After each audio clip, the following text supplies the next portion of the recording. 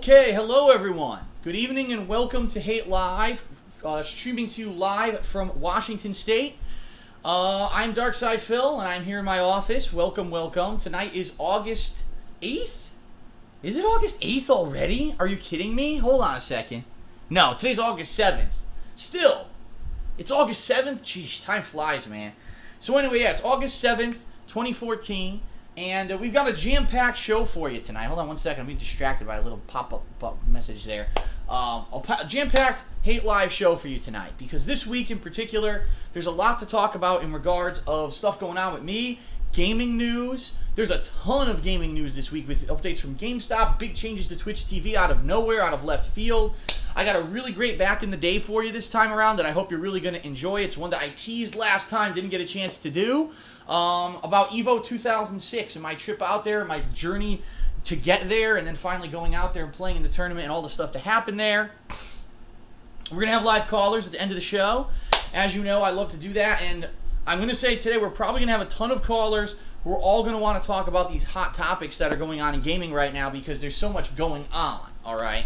But before we get to the hot topics in the news, let us start up and talk about all the stuff that I've been up to recently. I'll let you know a preview of what I'm going to be working on next week. In addition to that, I want to tell you a few things going on in my personal life, something that's coming up if it ever arrives in the mail, and then we'll jump into the gaming news, all right? All right, so first of all, what have I been up to recently? And the answer is a lot, but it's a big variety of stuff, but unfortunately it's not stuff that's like, wow, I absolutely will have to see Phil play this, because unfortunately this is the summer of downtime. This is traditionally how this always happens during the summer, is that there's no new releases for an extended period of time. And in particular, we're right smack dab in the middle of this time frame between late July and late August. There's nothing really coming out that anyone has any interest in. So really, we are trying to do filler content, and what I'm trying to do is tackle games that in previous years I maybe tackled one game in the series but not the rest of the series, or something that people have been asking for a long time and I never got around to. And that's really what I'm up to. And so this past week in particular, we tackled a few things. First of all, we cleaned up and finished The Last of Us Remastered, which, in my opinion, a lot of people have been asking me, Phil, so what do you think about The Last of Us Remastered? Was it worth it to get it on PS4? What's the deal? So I'll give you my verdict on The Last of Us Remastered, okay? My verdict is this. If you did not play The Last of Us, whether you just didn't get it for PS3 or you didn't have a PS3, and now you have a PS4, you should absolutely buy this game. For $50, you're getting the full campaign, the DLC that came out afterwards for $10, plus all of the multiplayer content, all in one package. You'd be cheating yourself, because this, in my opinion, definitively was the best game of last year, and quite honestly, was an incredibly good game if you could look at and hold it up against everything of that console generation. All right, it was that good. It was a beautiful work of art. It was perfectly executed, and I really liked the game. So if you did not play it, don't pass it up. Don't, oh, it's an old game, I'm not going to bother. No, don't skip it. You should definitely play it. All right. If you did play the game on PlayStation 3, but you either didn't play the DLC, or maybe you never checked out any of the multiplayer content, then it's kind of a maybe. Because I could see, okay, well, you get the DLC with it, you're going to get the multiplayer, better graphics, and I'll be honest with everyone, when you really see the difference between the graphics of the PS3 and PS4 versions, there's two major differences. Number one, the hair is very more realistic and has a lot more color to it. For example, Joel, if you actually look at Joel from the PS3 to the PS4 version, PS3, his hair is kind of washed out a little bit. PS4, you can actually see gray hairs and stuff growing on his head. It's very realistic. Number two, the level of detail on the models. So for example, again, Joel, you see way more age lines on his face and on his body, on people's clothing. You see a lot more, it looks more realistic. If that's the big deal for you, then yeah, you should get it. Honestly, for most people, it's probably a small visual upgrade that you're not going to really see. Where you will see the difference is the frames per second. The game runs at a slick and solid 60 frames per second. I'd say about maybe 85% of the time. Probably about 15% of the time when there's a ton of motion going on and you're turning quickly and there's monsters coming or whatever, then maybe the frame rate will dip. But for the most part, you're getting high quality visuals with The Last of Us Remastered. If you're all about the visuals and that's what you want to see, yes, then get it. But I would be hard-pressed to convince someone who just played the game a year ago, who maybe just bought the DLC a few months ago, to go out and buy the game again for $50 on PS4, because really there's no new content. It's not like, oh, there's a new chapter that you get, or oh, there's a new twist to the story or a second ending. No, it's the same. So it is what it is. If you think that there's value there, go check it out. If you don't, then don't. All right. For me personally, I played the game because number one, it was my favorite game of last year, and I did want to play it a second time. I did play it on hard difficulty this time, which earned me an extra trophy. And number two, I wanted to see the visuals of the PS4 pushed. And really, this game pushed the graphics. There have been other games we played this year, like Thief and some others, that were really disappointing when it came to graphics. The frame rate was choppy, bugs and shit. This game doesn't have it. It's very well polished, very well done, and that's why I played it again, okay? So we finished that up.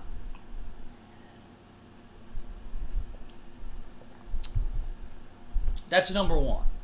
Number two, this week I played and completed Jak 2 HD. Finally, after a week long, it was like 80-something parts, I beat it. Now, I'm going to be honest with everybody here, alright? Because you know I'm an honest guy. I would be an asshole if I stood here and I said, Jak 2 is a piece of shit, the game designers failed at their jobs, and, you know, fuck them, how this game, you know, no checkpoints, bugs up the ass, all these problems that I had during my playthrough, incredible amount of difficulty in certain portions, fuck them. I would be a dick, because here's why. The game's 11 years old. So I understand that in 2003, things were different than the past console generation, which is really what I heavily played as I did things on YouTube, alright? But that doesn't forgive the fact that those faults are in the game, and that whoever ported this HD re-release didn't make any kind of effort to fix anything. All it literally is a graphical a graphical upgrade is what I meant to say, or overhaul. And the game is one of the hardest games I've ever played, not because of any kind of challenge or difficulty, but simply because the game is a test of your patience. There are parts of this game that there's absolutely no reason for it to be difficult. But because they decided to have a 5 to 10 minute segment of gameplay with no checkpoints in between, and there are cheap instant deaths like in any platformer, there's gonna be things that you're not gonna expect that are gonna kill you.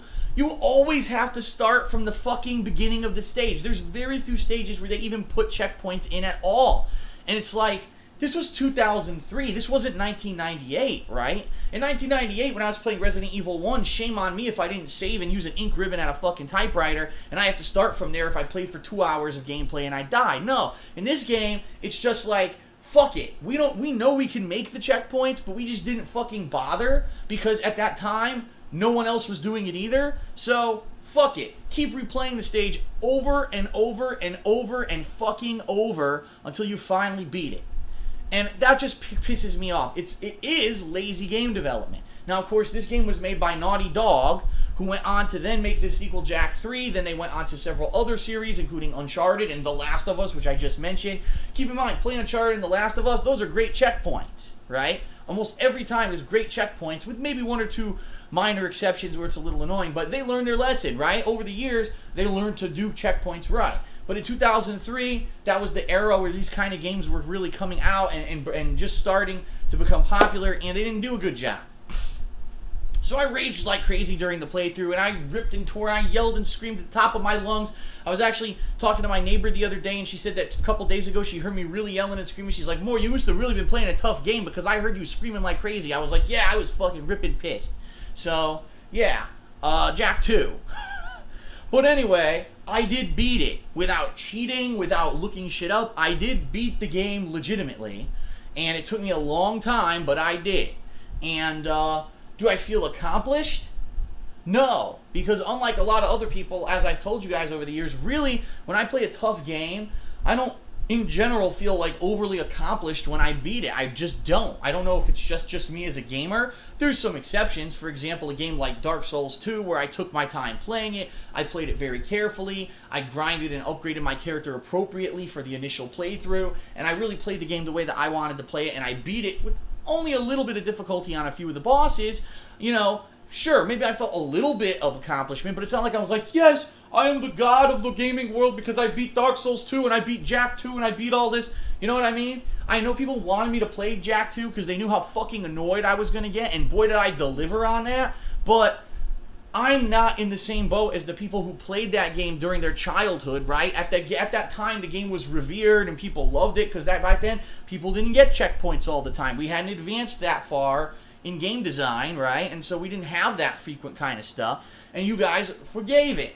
And you played it and you loved the game. That's fine. It's the same as me. I grew up with Street Fighter. And now, yeah, there's people complain for years, Street Fighter is too hard to get into because the controls are so tough, Then they dumbed down the controls for Street Fighter 4, and now I don't like it. I think that Street Fighter 4 is too dumbed down, and any Joe Schmo can play the game. If they just practice mashing, diagonals, you can get dragon punches and stuff. I disagree with that.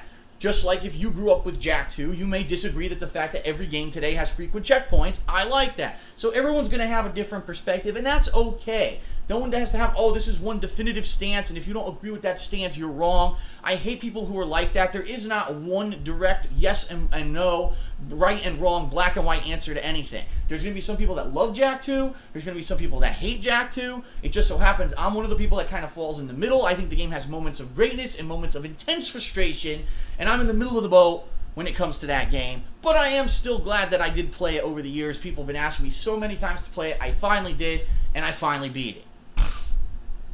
Okay.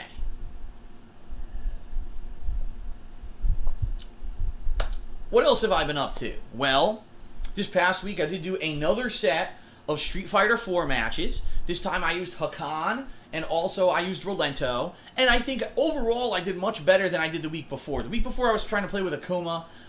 It wasn't we're coming together. I was dying left and right, and I did rage some this weekend because still I was having problems with lag and dropped inputs, but I did overall do better, and I do think that Rolento is a character that I probably will be playing more with in the future now that I've had a successful set with him and had fun playing with him. So that was great. I also made a pot of Italian sauce, which over this course of this week, I've been uploading vlogs of the process of me making this sauce. And as of last night, they are all completely live on my YouTube channel, The King of Hate Vlogs, which you may be watching this podcast on right now. I don't know. But check that out. It's the very first time that I seriously showed you something that I know how to cook well. Remember, we had poorly cooking with the King. But that was me kind of just throwing together something quick. Oh, quick French toast, quick a bagel sandwich, quick this, quick that. And it was just quick food for people who don't have a lot of time to cook. This Italian sauce is not that. This is gourmet level. This takes hours to cook, 4.5 to 5 hours to cook, takes about over an hour of prep, and then an hour to actually prepare it before you even start simmering this sauce in the pot. It's a lot of work, but overall it's turned out well. And in fact, I've now eaten 2 dishes of stuff with this sauce. I recorded both. One is live, one is meatball subs that we actually made, meatball grinders, excuse me, on Sunday. And then this week we had a pasta dish as well, which I did record, but I have not uploaded it yet. I'm probably going to upload that tomorrow to the King of Hate Vlogs, okay? So that was fun. I did that while I played Street Fighter, and it worked out perfectly. I was able to take frequent breaks to head down there and stir the sauce, and it worked out well. I don't think it really interrupted the streaming too much, and it was a lot of fun. So that's really ideally what I've been up to this week. And then today, I actually started Devil May Cry 3 HD. And this is a game that people wanted me to play for years and years. They said it's a very difficult game, but however, in this HD collection, it actually is easier because it's apparently when the game came out in the United States originally on PS2, they fucked up the difficulties. Like, it was actually a known issue, a bug, where easy difficulty was the normal difficulty was hard. So everyone went to play it on normal difficulty and got the shit pounded in because it was so difficult. And now they changed that for this HD edition and fixed it. I'm enjoying the game. I'm failing a little bit. There was one boss that I died a few times on. But for the most part, I'm enjoying the game. I'm having fun with it. And I believe I beat 5 chapters today. Tomorrow I'll be continuing on with it again. And I really actually like it. It's solid because I'm using what I learned from Devil May Cry 1 and then, of course, the Devil May Cry reboot from a couple years ago. And I'm putting that knowledge into my playthrough of this, and it's coming out a little bit better, I think, than the previous attempts of me trying to play Devil May Cry. I already got a triple S rank combo, which was nice, so I like the game. I hope that you're enjoying the playthrough. There'll be more of that coming tomorrow. So now you might be saying, this. All right, what's coming up next? Because, Phil, you know, we want to know what's on the docket. What's your plans, because there are no new game releases until the 3rd week of August. It's actually August 19th. I can see it on the calendar there. Tales of Exilia 2. And even after that, for a week after that, there's a ton of games, but that's a week after. So I still got 1.5 to 2 weeks of like dead time I need to fill. What am I going to be playing? All right. Well, first of all, I will actually be checking out Knights of the Old Republic, which I did attempt to play on my PC. Didn't work out too well a couple weeks ago. So now what I'm doing is I'm going to be playing the Xbox emulated version of it on Xbox 360. And yes, I'm aware so many people say, Phil, don't play that version. It lags and there's problems. It doesn't look good. Listen, I'm here for stability and consistency. I want to be able to play the game. Not one day it works, other days it crashes, it doesn't work, it fucks up. No.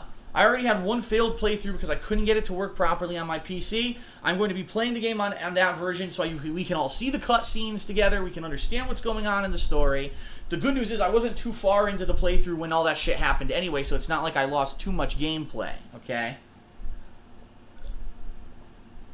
So, yes, I will be starting Knights of the Old Republic, if everything goes right, as early as tomorrow. Because tomorrow I'm going to balance Devil May Cry 3 with Knights of the Old Republic, alright? And then dependent on the reception, if people like one over the other, that's what I'm going to play on Saturday. Keep in mind, Saturday is my day where I only do one gameplay stream, alright? And then Sunday, I'm going to have more Street Fighter 4, Ultra Street Fighter 4, and I need your help. I'm going to be doing it like I usually do on Saturday. I'll post up on Twitter. Please let me know what characters you'd like to see me play tomorrow. I will again be playing with two different characters. So far, to review, Akuma, Zangief, Hakan, and Rolento are the 4 characters that I've used. So let me know. I'm probably going to end up doing maybe 1 to 2 more sessions like this. So I have maybe 6 to 8 solid characters to keep consistently playing with and rotate through and learn. So let me know. Right now, I would probably say Zangief absolutely is a great character. I did well with him. And Rolento. Those are 2 keepers. So I probably need to go through a couple more sessions to find a couple more keepers that I want to continuously play with. Let me know on Twitter who you'd like to see me play with on Sunday on first stream. Then, of course, Sunday night, second stream, we'll have the weekend preview. And after that, dependent on what goes on that day, we may have a second gameplay stream that's shorter. If not, Monday we'll go right back into business as usual. 2 playthroughs or 2 streams a day. Boom, boom, boom, all week like usual. Unfortunately, I cannot remember if Ask the King is this week. I think it is. I'm going to have to look that up. If Ask the King was scheduled for this week, it would say it on thekingofhate.com, so I have to check the forums myself. It'll be this week. If not, we're going to have another Hate Live. So either way, either Ask the King or Hate Live Thursday of next week, okay? So that's the rough schedule of what's going on. The one thing that you might be saying I don't get yet, John Rambo. What's the status of John Rambo? I'm going to be honest with you guys. I haven't had a chance to call the guy yet and find out, and that's my fault. You know, I'm so busy with stuff that I get wrapped up in stuff. I even forgot to take the trash out today. I'm not even kidding. I forgot to take the trash out, and they only come every 2 weeks. So I'm going to have a garage full of garbage for the next 2 weeks because I'm an idiot, and I forgot to take the trash out. You know, it's being an adult, you got to learn to be responsible, and I'm trying to get into this rhythm of doing it, and I screwed up this week with a few things. But I need to talk to Rambo and find out what's going on and if he's available sooner rather than later. I think what I would like to do is not this weekend, but next weekend. If John Rambo is available, what I'll do is I will commit to watch all the wrestling, including Raw and SmackDown, and Impact if it even fucking still exists, and watch that wrestling so we could do an episode of Smart Guys and we could do our new show, which a lot of people have been giving me suggestions on what it should be called. Someone's like Shoot the Shit. Some people are like Two Kings. Other like Coast to Coast. I think Coast to Coast sounds good, but that's not enough. We have to be like I don't know, something Coast to Coast or something like that. You know what I mean?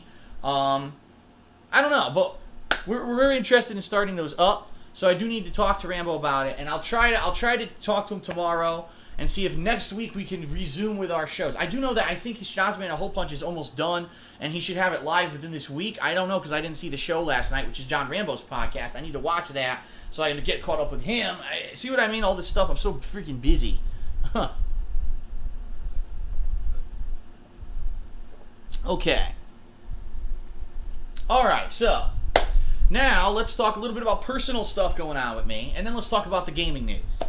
Personal stuff, first of all, I talked about this last weekend. I tweeted about it a few times.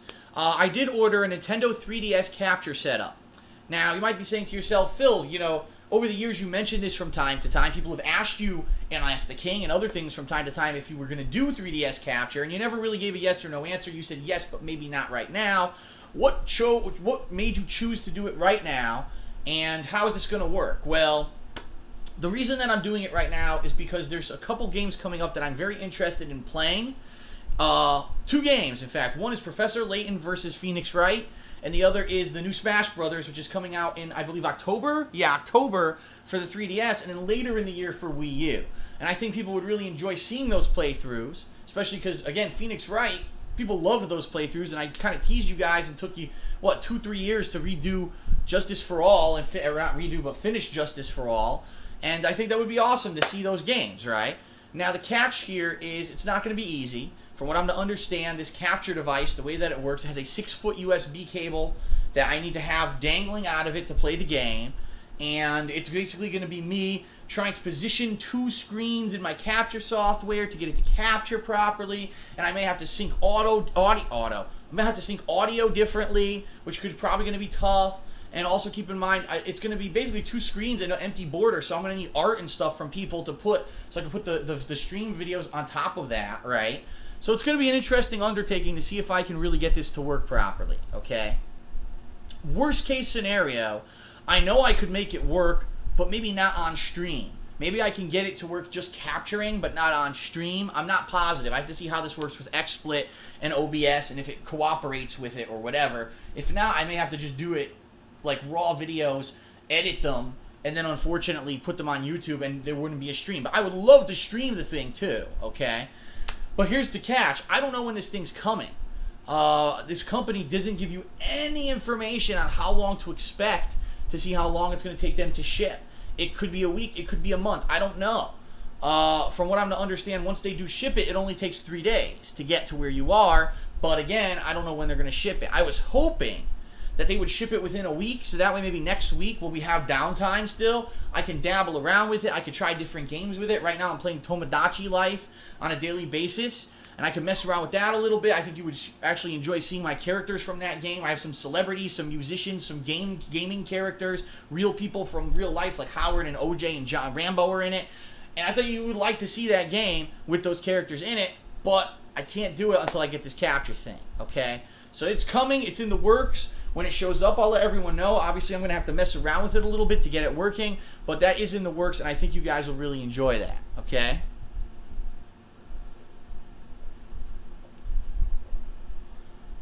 Okay.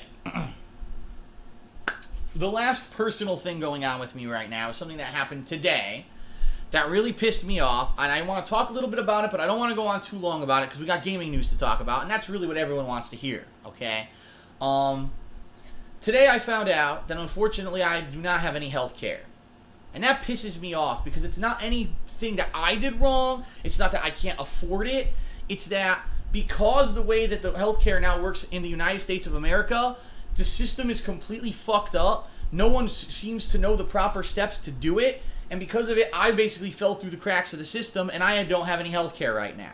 So let me explain what happened, okay? I had health insurance in the state of Connecticut. It was called Connecticut. And when I got my health insurance, this was years ago, before these changes that President Obama just recently made last year, the way that it would work is that you would have to go out to the internet and go to different companies who provide health insurance in your state, and you'd have to give them your information, right? And then based off your information, they would give you a quote of how much it costs a month to get health insurance. I did this several years ago. I got quotes. I picked the one I thought was best. I bought it, and then I had health insurance, Connecticut. So when I came to the state of Washington, I knew I wasn't going to be able to have it anymore because Connecticut, duh, it says Connecticut right in the name, they only cover doctors in the state of Connecticut. If I were to get sick right now and had to go to a doctor, I would get a bill in the mail and I would have to pay the whole bill because Connecticut doesn't cover out of state. Okay, they consider that out of their coverage zone. So when I moved to Washington over a month ago, I looked it up and they said, oh, there's a website you need to go to.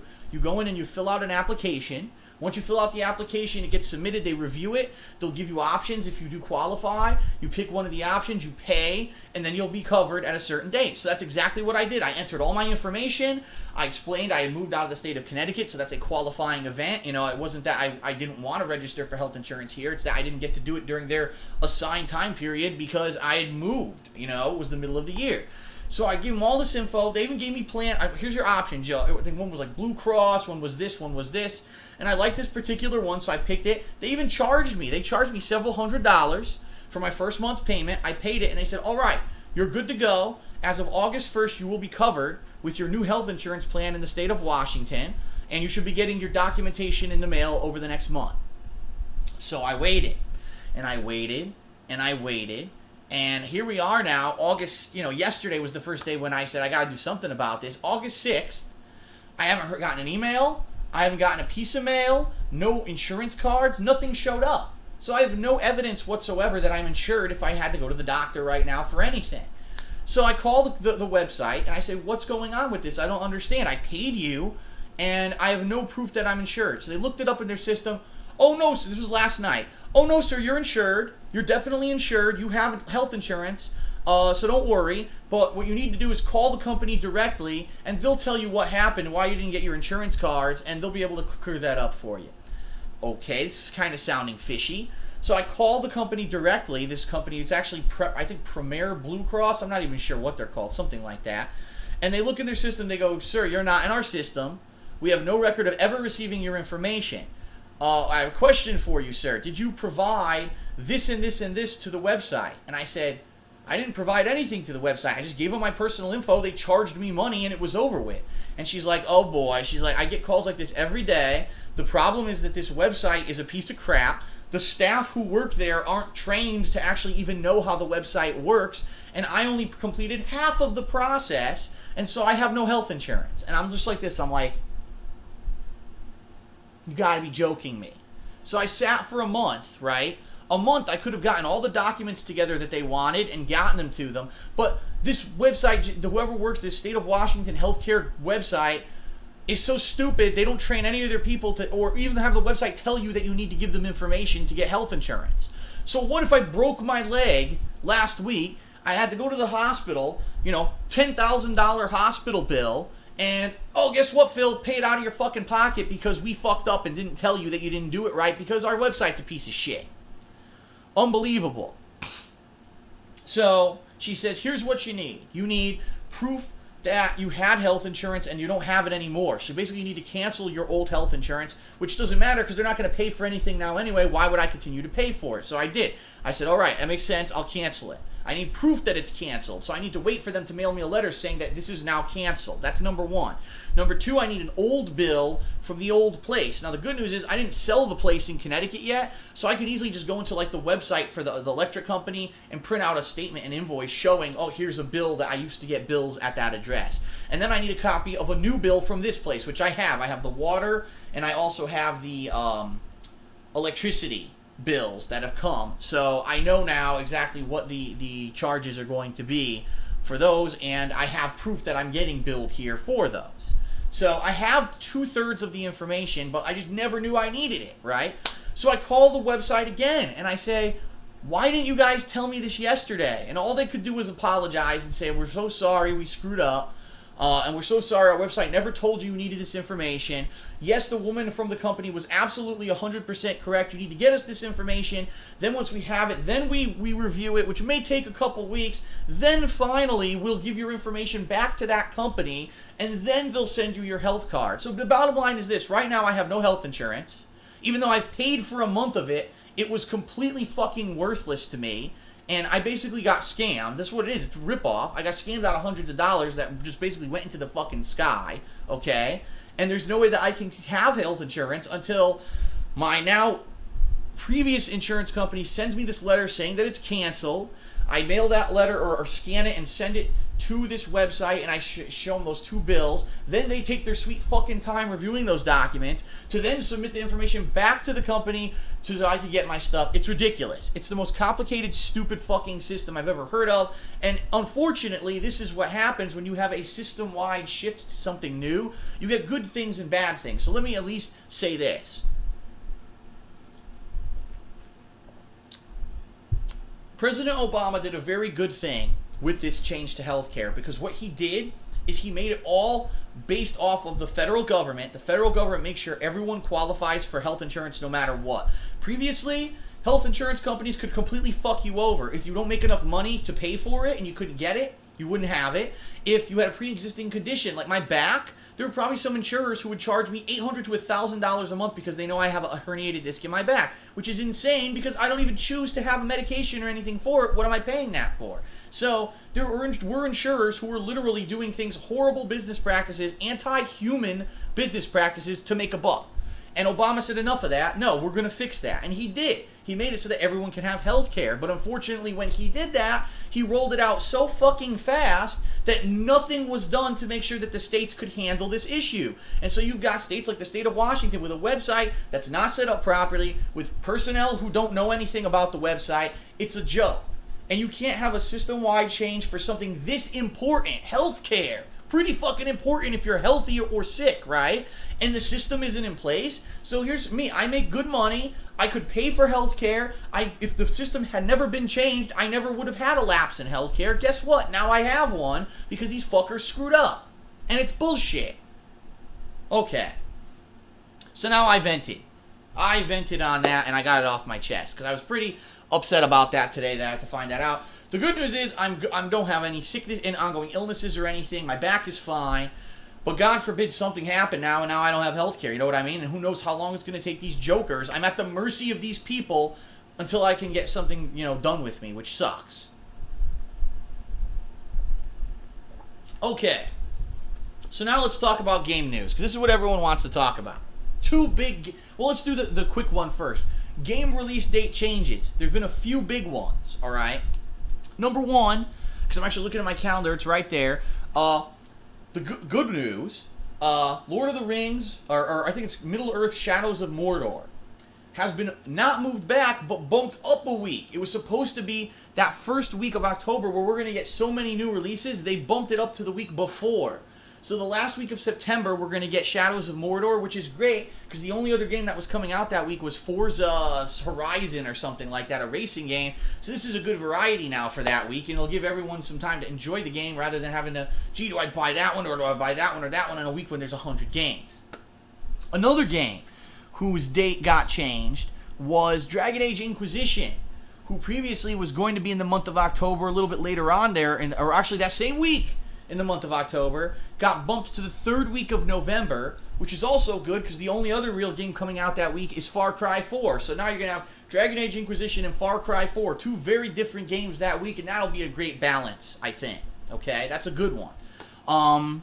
Unfortunately, we've got some delays. Evolve, the game that was going to be, you know, from the makers of Left 4 Dead, they've been showing it off at E3, and people saw it, played it, and liked it.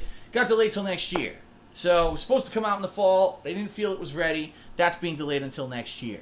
Battlefield Hardline, delayed until next year. We're not going to see that till next year. Okay? In addition to all of that, The Evil Within, which I believe was supposed to come out near the end of October, I think got bumped up a week. Like it was supposed to be either the last week or the next to last week, and it's a week earlier. I'm not clear. It's a little confusing, but Evil Within is supposed to be coming out in October, a little bit earlier than previously expected, supposedly. So we had a little bit of shuffle there with release dates, and then the big one, the one that came out I think today, is that Assassin's Creed Rogue is a game that is only going to be on PlayStation 3 and Xbox 360. That's right, they're not porting this game to the current next gen of consoles, Xbox One and PS4. It's already getting its own game. Those consoles are getting Assassin's Creed Unity, but this game, Assassin's Creed Rogue, is supposedly coming out that same week as everything else, that first week of October. So it's going to have to contend with the likes of games like NBA 2K, Drive Club. I think you've got Alien Isolation. I think there's Project Spark, and I think there's something else that week too. So pretty jam-packed week. Excuse me. And that's pretty interesting. We're now having 2 Assassin's Creed games in 1 year. I don't know how that's going to work. I really don't know how that's going to work. Because what if you own both PS4 and PS3, but you can only buy one? Which one do you buy? How do you know which one is the better game? How do you know which one will be the more important game in the overall scheme of the story of the Templars and the Assassins? I don't know. The other thing is, for someone like me, if I play both games, are people going to be so burnt out after the first one they don't want to watch the next one? I don't know. We're going to have to just sit and remain and see what happens. Okay? Alright. That's game releases. Now let's talk gaming news. two big stories this week. The first story regarding GameStop. And at first, when the story came out, people were like, okay, this could be good news, interesting. And now there's news coming out that's like ridiculously appalling. You're like, what? So let me start at the beginning. It was leaked this week that GameStop has a new thing that they're starting. I believe starting this September. I could be wrong. It could be later in August, but I think it's September. They are going to revamp their trade-in program. Okay. Previously, you go to GameStop, you go to trade in a game, you may get like $15 for a game that came out last month, and you're like, what the fuck? I just paid $60. I'm giving you the game back $15, you know? And so a lot of people were very skeptical of trading in games. Now, me, myself, I know how to game the system. And what I mean by that is, number one, I am their Power Up Rewards member, which means that you basically have their rewards card. You immediately get a bonus to trade in credit for that. And then number two, if you trade in multiple games at once, and then you put that credit towards reserves, you get a huge bonus in trading credit. In fact, just a couple months ago, I traded in games, and I was getting like $41 back on a game that I basically bought and beat within, say, a week or two. So you're talking, I only spent $19 on a game. I did a full playthrough of the game, and I'm getting my money back, you know? It's pretty crazy that you can get that much if you stack the bonuses on top of each other, okay? However, there's some changes coming. Basically, GameStop is going to change their entire culture of their store to be a trade-in store. They basically don't want your money anymore, all right? They want you to trade in stuff. So what they're looking to do is when you say, gee, did you trade in anything recently? Have you got any new games from us, you know, as a result of your trade-ins? Like, their whole terminology is going to change, where they're really going to fucking push trading in games hard on everyone, okay? And they're also overall going to increase the amount of money that you get for games you trade in by 20%. So previously, you might have got $15 for a game. Now you're going to get maybe $20, maybe $25 for that same game. It's still, I know, a far cry from, you know, a month after playing a game, only getting less than half of what it was worth or what you paid for it, but it's still something. And a lot of people were like, wow, this seems interesting. So GameStop is really going to try to be aggressive now, because here's the bottom line. Here's what I think is happening. GameStop is realizing two things. Number one, they're losing massive market share because they have competition. And their competition is both retail and digital, okay? So the first one is retail. I see all the time now stores like Walmart, Best Buy, hell, even things like I've seen Barnes & Noble and other places, they now take video game trade-ins. And a lot of them have been giving incentives for people to go there instead of GameStop, like more money payouts. So other companies have been taking the market share away from GameStop's used game business by doing direct competition with them in the retail chains. Number two, digital distribution is becoming a huge thing. More and more every year now, we're seeing these games that are digital only. You can't buy that game in a store, right? Digital download only. In addition to that, you've got day one digital on systems like PS4, where at midnight, your local time, you can get that brand new game digitally over the internet rather than having to go physically to your GameStop if there so happens to be a midnight release for that particular game and picking it up.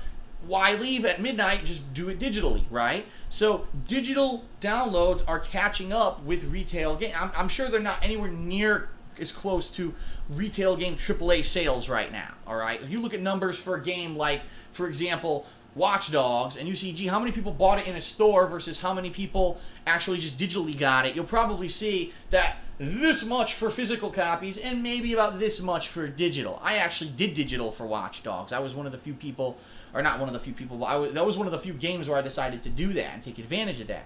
So what I think GameStop is trying to do now is make you, listen, don't get your games digital. Don't go to those other guys. Come to us. We're going to give you the most trade-in credit. We're going to give you deals where you get bonus trade-in credit. They're going to be all about the trade-ins moving forward.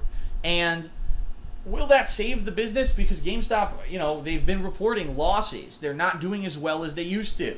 That, you know, during those 2000s was their big burgeoning era when they were the unstoppable force. I mean, look what they ate up EB Games, or Electronics Boutique. They ate up What was the other one that I used to see all the time and they went out of business? I can't remember exactly what.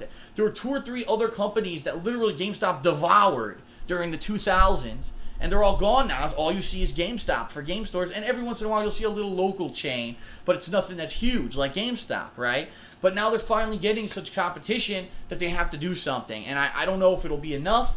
But at least it's something. And the good news is it's pro-consumer. Or so we thought.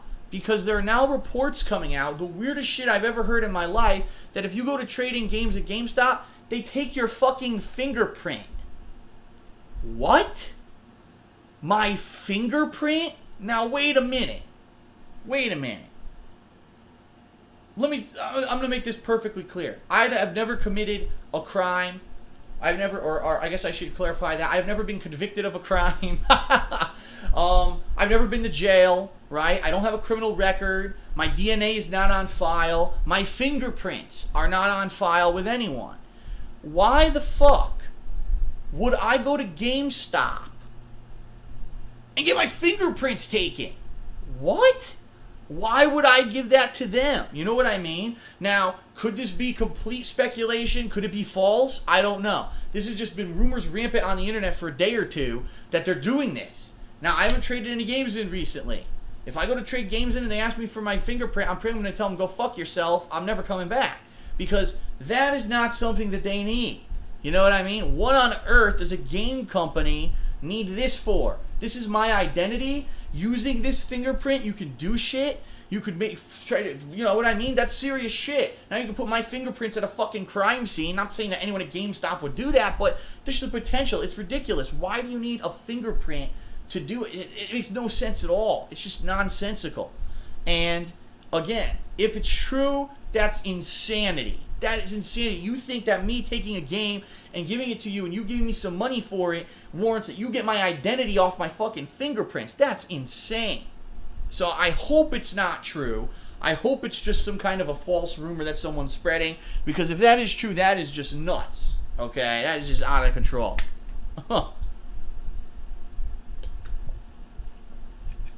Okay. Now, the last piece of news that I want to talk about this week, and then we'll take a break, and we'll come back with Back of the Day. Unfortunately, this is one that we knew was coming based off of rumors and then a concrete announcement that we heard a few weeks ago. It's what everyone has been dreading who uses Twitch TV, who broadcasts on Twitch, who watches Twitch TV, and we knew once we heard the original announcement that it was inevitable. And now it's finally coming to fruition, and everyone's like, fuck. All right? Here's the deal. A couple months ago, there were strong rumors going on. All right? Very strong rumors that, I don't know what's going on. People are saying, why am I ignoring the stream? What are you talking about? I guess it's still working. Okay, anyway. There are strong rumors that Google, the parent company of YouTube, who bought YouTube in a hostile, almost crazy takeover, you know, when YouTube was just starting to become popular, paid billions of dollars to buy the website, and now look what YouTube has become. It is the premier place on the internet to watch video, period. It really is the #1 place for video on demand, okay? Google had made a bid, $1 billion to purchase Twitch TV. They wanted to purchase the website and company and basically make it their own. It was a rumor. No one could deny nor confirm. Then all of a sudden, about 3 weeks ago, a story came out. Supposedly it's true, and supposedly Twitch is accepting.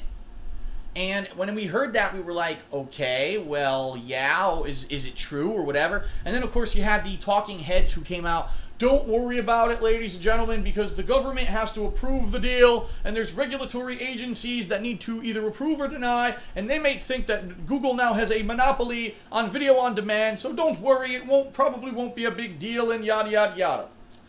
Unfortunately, I don't think that's what the reality was. I think the reality is that the deal is going through, and Google is going to basically, and Twitch, of course, will talk about it when they're ready, but unfortunately, out of the blue, with no warning whatsoever, similar to how YouTube does it, Twitch TV yesterday made 2 huge changes to their website and to their business overall that are completely changing the way that things work. All right? I'm going to go through these in order. The first one is that there no longer will be archived broadcasts on Twitch that permanently save. At all. None. They've decided that overall, most people don't watch archived broadcasts after a couple days. They've apparently done this research. You know, they searched their records or whatever, and they see that almost no one watches the archived broadcasts. And they're paying for a tremendous amount of server space to store these archived broadcasts. So as of yesterday, there are no more archived broadcasts. What happens is, your broadcast can be automatically saved like it used to be. If you're not in the partnership program, it deletes after 14 days, automatically. And there's no way that you can save it, all right? If you are in the partnership program, it will auto-delete after 60 days. So basically, if you're a partner and you can now sell to your people who are your paid subscribers, well, if you're a paid subscriber, you can see all my streams on demand after the fact for 60 days, and then they go away. Now, Twitch said, now, we understand that there's some people who built their businesses off of having on-demand video here on Twitch, so here's what we're going to do for you. If you want to save it permanently so people can watch it later like YouTube, you have to cut it into 2-hour increments, which we call highlights. And when you make a 2-hour highlight, that saves permanently. Now, I just want you to think about this. How many people have been, streaming on Twitch for years? How many people probably have thousands of hours of broadcasts that were auto-saved on Twitch? So now you're telling me, shut down my business, don't stream at all, because for the next 2 months, all I'm going to be doing is cutting all my old streams into 2-hour increments so you won't delete them? So it's preposterous, it's ridiculous, it's a huge system-wide change, and it's funny. And the reason I say it's funny is because guess what? Twitch created a new page to manage those archived broadcasts. Guess what it's called? Video Manager. Guess what it looks like when you click on it? Your videos page on YouTube. In fact, it's the same page. If you actually take a look at my DSP Gaming or the King of Hate Vlogs page on YouTube and you click on videos and you see how the videos are listed, that's actually exactly what this page looks like on Twitch. So isn't it funny that rumor has it that Google's deal went through and all of a sudden Twitch changes everything to be just like Google? I'm just saying, right? I'm just throwing that out there. But that wasn't the biggest news. In fact, that was only the first announcement of the day. The biggest announcement by far of yesterday was another announcement, Twitch TV's massive policy change. Previously, I'm going to be honest with everyone, YouTube seemed to always do things that were anti-user. We're going to have content ID matches that automatically flag your video and take the audio out if we think it's copyrighted material. Regardless of the fact if the copyright holder even gave you permission to use it or not, we don't care. We're just going to do this, right? We're going to copyright flag videos for no fucking reason. We just do whatever we want because we're Google and we know better than you. And that's always been Google's mentality, right? Twitch TV, on the flip side, has been incredibly user-friendly, has been incredibly in touch with its user base and its viewer base. They have a direct point of contact who you can contact on Twitter if you need help with something. They've been doing a really good job in regards to that. And they've been very lax when it comes to things such as copyrights. People have been doing things like streaming music on their streams, streaming all kinds of different video games on their streams. There have never been content ID matches or copyright issues or things like that for the most part on Twitch TV, and that's why a lot of people said, I left YouTube and now I'm exclusively on Twitch because they're a lot better place to be. No more, ladies and gentlemen. As of yesterday, all of that changed. They actually are now instituting the exact same content ID system that YouTube uses. It's the same one. It automatically is running and checking all of the archived broadcasts for what they consider to be third-party copyrighted material, which may or may not even make sense. If there's a track in the background of a video game on a video game streaming website, how can you flag that for copyright? It's part of the fucking game. You paid for the game, therefore you bought the license to use that music in your playthrough. It makes no fucking sense, right? It makes no sense. But they're doing the same shit that YouTube did. And in 1 day's time, the entire website has been ravaged with videos whose audio has been completely removed or muted, including, you won't even believe this, including Twitch TV, its own show. They run a show called Twitch Weekly, where they actually highlight several different streamers who are going to be doing events and stuff that week, the stuff that Twitch TV is up to that week and stuff that they're promoting. Their own fucking podcast got muted. So even their own product has been muted and it's worthless. So basically what's happening is slowly but surely video on demand on Twitch is becoming absolutely worthless. And it's a joke. We knew the system didn't work on YouTube when they ran it back in December. Why the fuck Twitch TV thought it was a good idea to run it makes no sense. And again, just like YouTube, no warning. No one had any time to prepare for this. No one could warn their viewers that this was coming. Nothing. They just did whatever they wanted. Gee, kind of like how Google does, because Google thinks they know better. Uh-oh. And this is why everyone's saying, guess what? We think it's Google. We think that Google has now gone through and is going through with the deal to purchase Twitch. And because they're going through with this deal, they basically went to Twitch management and said, we own you now. So tough titties, if you like it or not, you do what we tell you or you're fired. We're going to run this shit that we run on YouTube on your website. No ifs, ands, or buts. We don't care if you have concerns. Just fucking do it because we're Google and we're smart. And they had to do it. So they did, and now the whole website's fucked. And it's like, here's the thing. This is what everyone was dreading, because we knew they did it on YouTube, and we knew that if it came to Twitch, what would happen. We don't think, at least people who are streamers, if you think about it, you speculate, right? I don't think it could actually affect live streaming video. Right now, if I were to all of a sudden start playing fucking Nirvana music on the stream, how could Twitch TV stop me? All they could do is try to send an admin in, oh shit, someone's playing copyrighted music, and shut the stream down. But you know how hard that would be with the thousands and thousands of people that are live streaming right now? How could they do it, right? It's almost unmanageable. You have to rely on users reporting that kind of behavior, similar to YouTube. You see videos all the time on YouTube that's like TV show rips, music rips, and it's because it's user policed. They rely on the users to notify them when something is in violation of copyright, okay?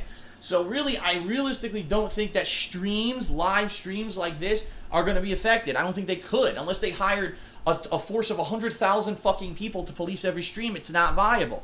But this has basically destroyed video on demand on Twitch. Anyone who had their business here on Twitch and said, if you're a paid subscriber, you get all the video on demand stuff, it goes away after 60 days now, and a lot of it's being muted.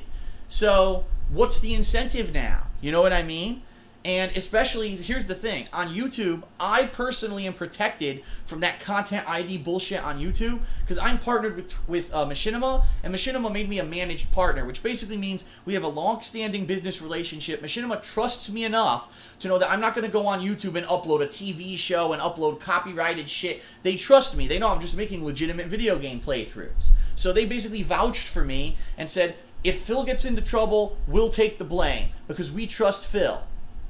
Okay? No one's doing that for me on Twitch. So really, that's it for me. If they want to content ID all my shit, it's gone. I have no defense against it.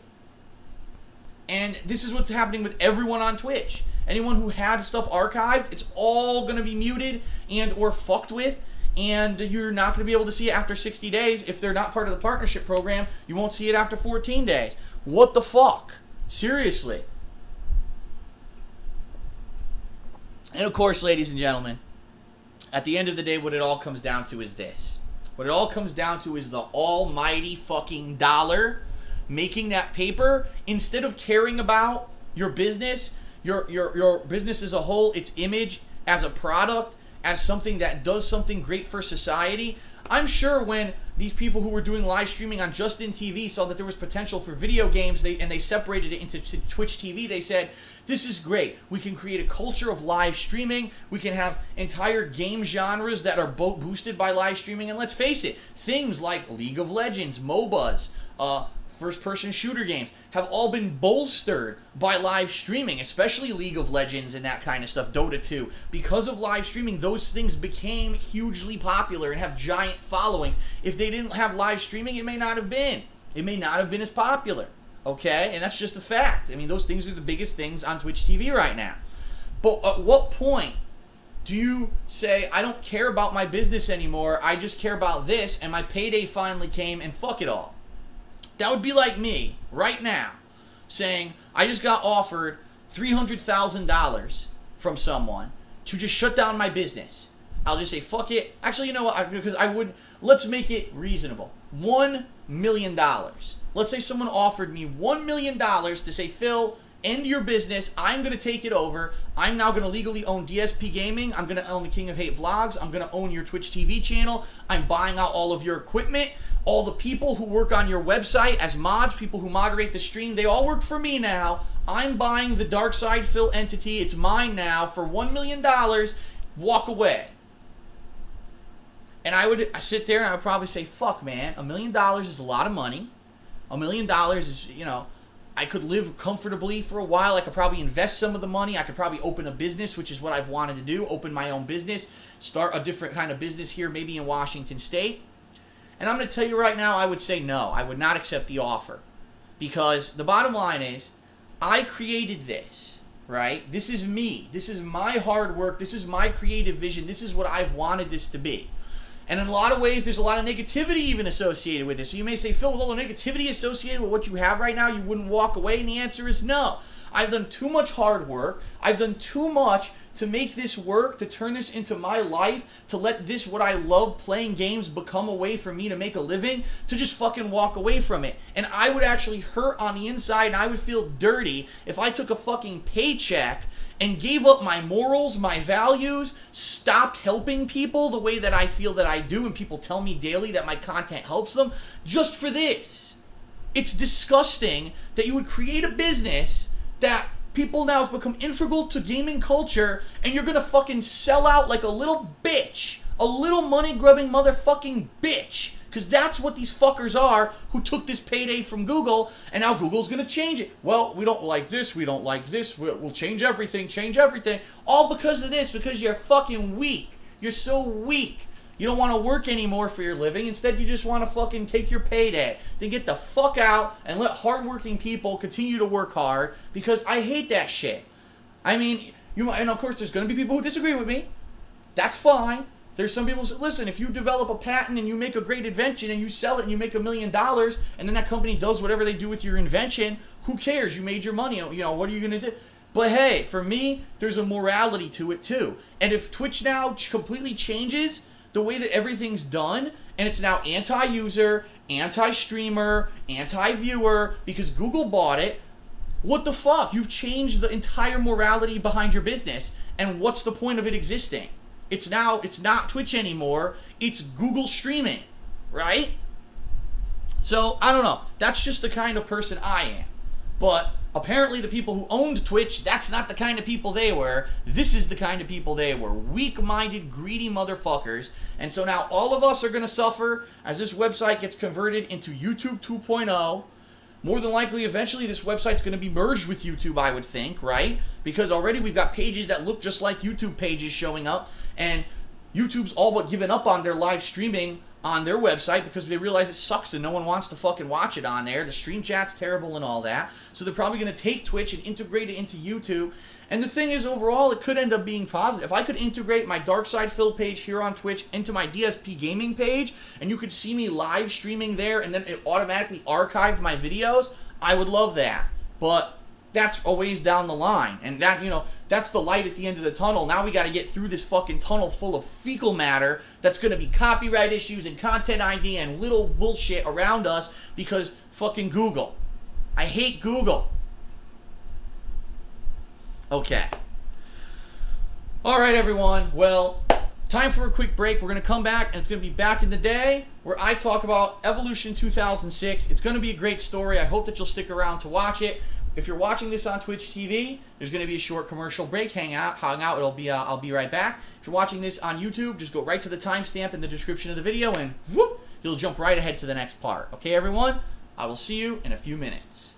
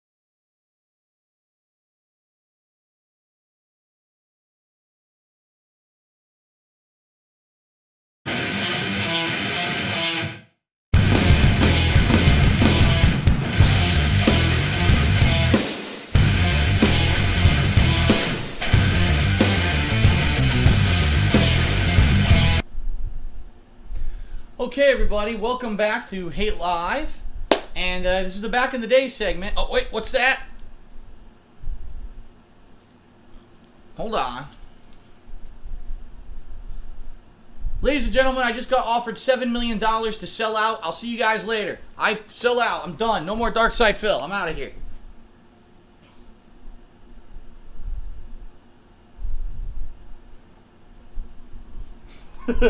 Hello, welcome to Google Side. Welcome to the Google Side. Okay, so anyway, we're back. And we're going to do Back in the Day. And this is one that people have been waiting for a couple weeks because I kind of teased at it and never actually did it. Evolution 2006.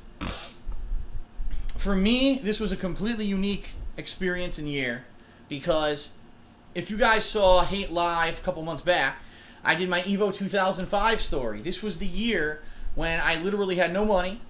I basically maxed out my credit cards to go out. I went to Evolution. I ended up getting 5th place in Super Street Fighter 2 Turbo at the national level, okay? National level fighting game championships. And the only people who placed above me were Japanese players. So, actually, I think it wasn't 5th, it was 4th place. Man, I'm misspeaking. I ended up getting 4th place that year. And like I said, the top 3 players were Japanese players. So, technically, that year, I was the highest ranking American in Super Street Fighter 2 Turbo. This, of course, spurred a ton of controversy. A ton. Phil sucks. Phil's not actually good at Street Fighter. The only reason that Phil did anything at that tournament is because he played an inferior version of the game. He would never win at a different version of this game. He's a complete joke. He's a fluke, blah, blah, blah. Keep in mind, I have to say, I didn't pick the version of the game. EVO staff did.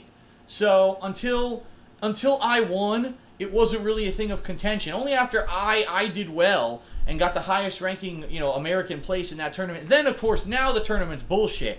But if Alex Valle had gotten 4th place, oh, then it would have been totally legit and on the level. But because DSP did well, it's bullshit, right? So I'm getting all this hate. And it's funny because it was a dichotomy. Half the people kind of like, wow, Phil's good. We watched his gameplay. He did really good that year. And the other half of people were like, oh, fuck Phil. He's a fluke. It's bullshit. He's not really good. It was just crap. So people trying to defame my name, as you see, back then they used to do it. They still do it today. But anyway, I was motivated by that year by saying, I did well.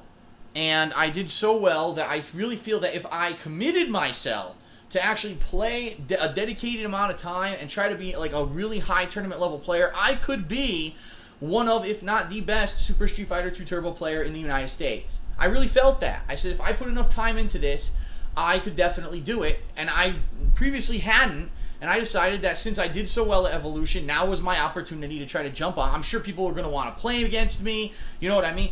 At John Rambo, this was one of the instances where I met John Rambo because I did so well at Evolution that year. That was one of the ways I met John Rambo. He wanted to play with me because he wanted to get better, and that's how we learned Super Turbo together. So, that year was a weird year because no one knew what was going to happen at Evolution the next year because everyone was like, oh, they're probably not going to play that version of Super Turbo again because, it was a bad version, and how could Phil have gotten so high? We have to find a different version.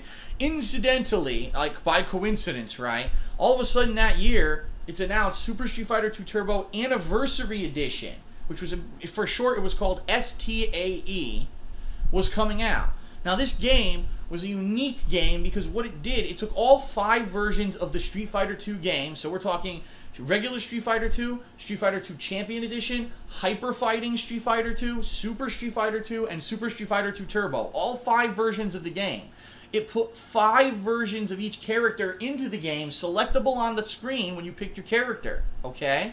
And you could pit them all against each other. You could have Super Turbo Ryu against, World Warrior Guile. Or you could have Champion Edition M. Bison against Hyper Fighting version Zangief. And each character, for the most part, wasn't 100% accurate, but for the most part, they retained the properties of the characters in those games. So, for example, in Hyper Fighting, Zangief had incredible grappling range. I kid you not. Zangief, in that game, he has a standing light kick. It's a little shin kick. He could grab you if you were at the tip of his toe. So he had grab range that was bigger than the range of his kicks. It was that much of a range. He was that great in that game. There were a few characters that were incredibly cheap in certain games. In the original World Warrior games, you could just do a couple hits and it would dizzy the character, and you could re-dizzy and re-dizzy. In Champion Edition, there were a couple characters. Champion Edition Sagat did like this much damage off your life bar. I'm talking like a 1/5 of your life bar if he hit you with the reversal tiger uppercut. And Champion Edition Bison, M. Bison or Dictator, however you want to call him, by far was the most incredibly cheap game of the entire line of Street Fighter 2. This character, I kid you not, if he landed one jump in, could hit you with a combo that dizzied you, and then he could finish you. So it was basically a touch of death combo. He had a 50-50 mix-up with his Psycho Crusher by crossing you up. So what that means is, let's say he throws you so you're on the ground. As you're getting up, he could just do a Psycho Crusher move, and it had a chance to hit you on either side, and it was random. It wasn't even like based off the player. The game would randomly move the hitbox so you could get hit at different places. And he was one of the cheapest characters ever in Street Fighter, and he was in this game. So, incidentally, I played all 5 versions of the game, so I knew the best strategies and everything in this game. Okay?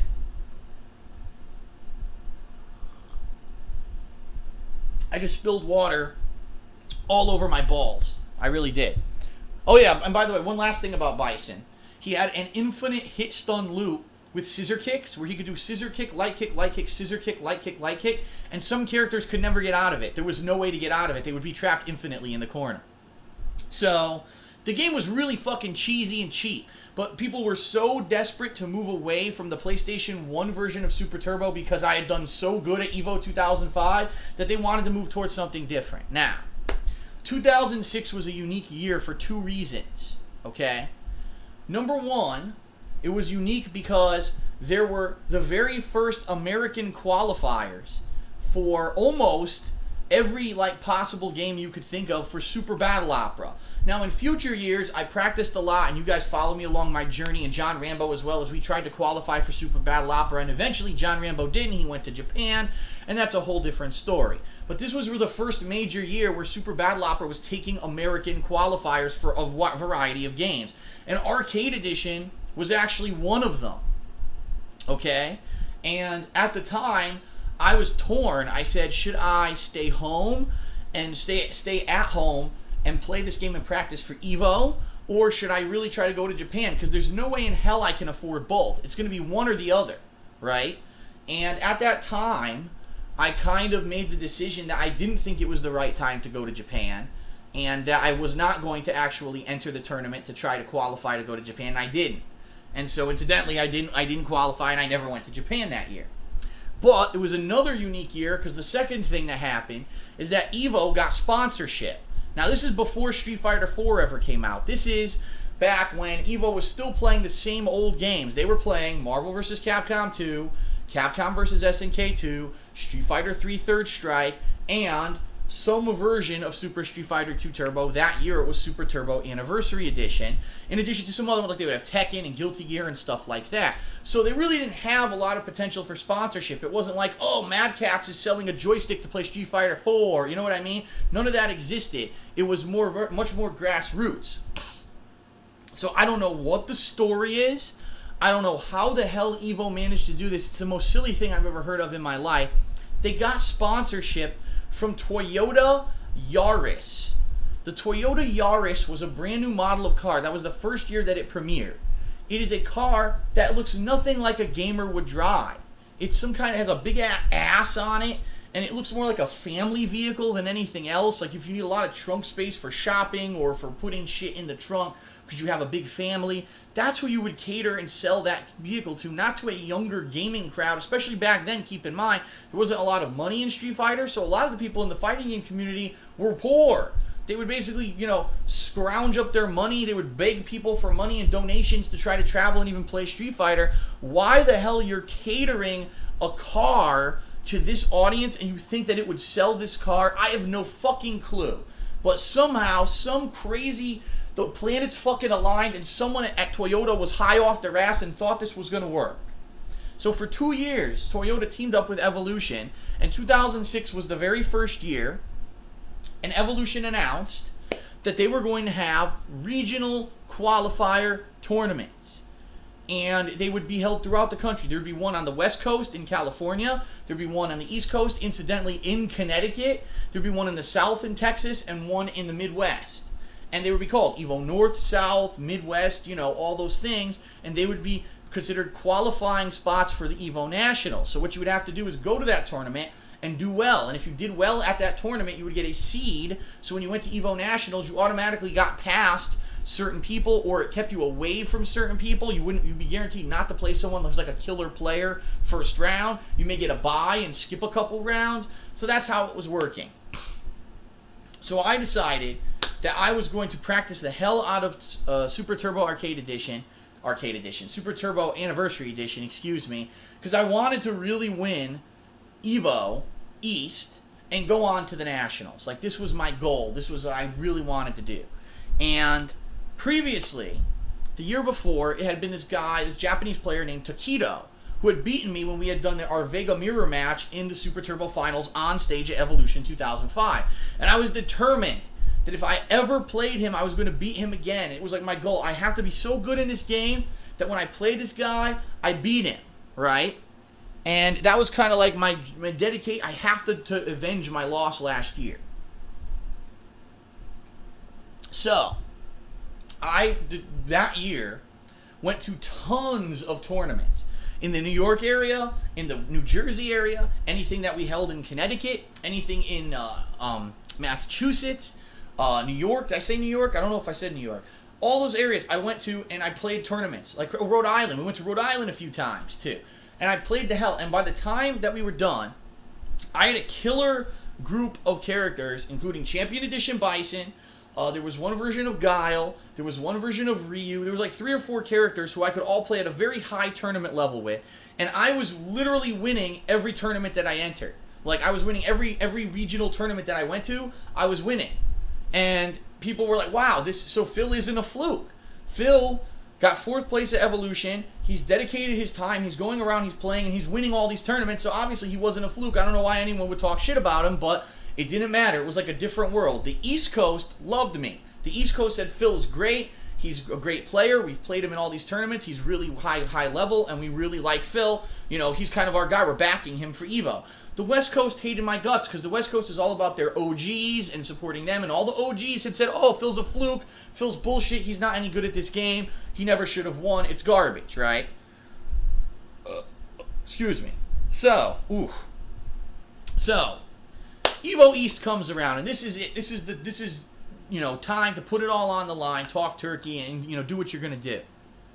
And I actually remember I showed up, and I knew I was the best player there because I was watching everyone else playing, including James Chen was there. He was playing, and Seth Killian, and Justin Wong, and Julian Robinson from Philadelphia, and all these killer players from all over the country had showed up to EVO East. Some people even came to EVO East thinking it was going to be easier to qualify for EVO by entering East because they thought that was the weaker group of players. Oh, EVO East, that's going to be the weaker people, right? So I even remember the day before it was time for like the big tournament, and I was talking with the players outside, and Julian Robinson, who's a good guy, he's a real guy, but he's very he's very proud. Let's say that he's a representative of Philly. You know, much love to Philly. I love all the players from Philly. I haven't seen you guys in years. Shit, man. I don't know if anyone actually watches my content on here from back in the day, but he's a great player, and Julian was always good at the older games. And I remember talking to him in the hallway, and he was like, man, I don't know, you know, I've been practicing this and that and blah, blah, blah. And he goes, and man, I'm worried about this guy and this guy. And he turned to someone who's next to him. Who are you worried about? He was like, yeah, I saw that Seth's here. I saw that James Chen's here. You know, Justin's been practicing a lot. Worried about him. That could be a tough fight. And he turned to me and he said, Phil, who are you worried about? I said, I'm not worried. And he goes, what do you mean? I said, I'm winning. I'm winning this tournament. I just know I am. There's no one here that's better than me. I've been watching all you guys play, and I know that I have more knowledge about this game than you. And he was like, oh, really? You're going to win? Oh, man, you shit-talking asshole. How dare you? Blah, blah, blah. He got all excited about it because I said that. And so then I remember in the tournament, in the finals, because I did blow through the pools. I blew through the fucking pools undefeated, no problem, right? Went to the top 8, and I remember I think my first match was against Julian Robinson. And he's like, okay, let's see what you can do, right? So he picked Champion Edition Bison. I said, you're sure you want to do that? He says, yes. I said, okay, as long as you're sure you want to do that, because then I am also going to select Champion Edition Bison if this is the match you want. Yeah, I picked him. I perfected him. He could not move. I put him in that lockdown I told you about. There's a hit stun lockdown. He couldn't get out. And after the match, he was just like he was speechless. He didn't know what the fuck happened. He was just didn't know. He was flabbergasted. Okay? So I ended up having a few other great matches. One against Justin Wong. Justin tried a few things. He tried, I think, hyper fighting Ryu at one point. Nothing worked. I dominated everyone in that tournament. I picked Champion Edition Bison, Super Turbo Balrog, and 1 or 2 other characters, and completely dominated everyone and just went straight through. Boom. And at that point, now it was like, now wait a minute. We had all talked so much shit about Phil, but now he just won EVO East. Like, no effort. You watch the videos, you're like, whoa. So, what does this mean? Does this mean that Phil is now really a top contender? How's he going to do at EVO and all that, right? So, I go to EVO after practicing even more, and doing whatever during the course of the year. And I remember getting to EVO, and it was a unique year because a lot of people respected me now. And there was still a small group of people that didn't like me, but there were some big name players. Jason Cole really respected me. He's like, damn man, you really came out of nowhere, and now you're actually dominating your home scene, and this is awesome that you've got to the level that you're at. And he really respected me, and to this day, I think he really does. He's one of the few West Coasters who's seen me play and knows me as a person and knows that I'm not a douchebag dickhead who's like so cocky or nothing. And he likes that, and he respects me for that. So I remember going out there and being friends with Cole and friends with a few other people or whatever. And when I went out there, I had my own hotel room. But it was very fucking expensive. That particular year, they had it, I believe it was at what the hell was the name of the hotel? It was called the Green Mountain Inn or something like that. It was a brand new hotel. And it was expensive as fuck. It was a resort. It wasn't on the strip of Vegas. It was actually away from the strip of Vegas. And the prices were insane. The prices were just out of fucking control for this place. And the thing was, I unfortunately, for whatever reason, I don't remember why, didn't reserve my hotel room in time, and for 2 days out of my stay, didn't even get the discounted rate for being part of Evolution, the event. So for 2 of the days, I paid like $500 for the fucking room. It was insane. It was all my money. Like, I emptied my money out to go to this tournament. It was just all my money. Incidentally, that year, there were all these people, because it was such an expensive hotel, who didn't have hotel rooms. They just showed up and expected people were going to let them stay in each other's rooms. So I remember one night, Team Hate, which are the people from Massachusetts, Boston area, Rhode Island, we had been playing together. These were people like Nestor, Paul Wall, Smooth Cat, Tony B. We were there. We were all hanging out together in each other's rooms and stuff. And, it was cool. We were playing. We were practicing. We were having a lot of fun doing that. I remember in particular, Smooth Cat decided to use my bathroom and just completely destroyed it. Like, it smelled so fucking disgusting after that. We all had to leave the room because it was so fucking nasty. But I don't know what the hell that kid ate, but it was probably roadkill, because I don't know what the fuck smells like that comes out of a human ass. But we all were playing, and we were all friendly or whatever. And so then I remember the tournament. And the tournament, quite honestly, out of everything in this event, was the most disappointing thing for me. And here's why. I literally played a few matches, got out of my pool real quick, right? Boom. All right. So now I was in like the semi bracket. I'm not the finals yet, but the semi-final bracket. And I sat there and I waited. And I waited. And I waited. And I waited.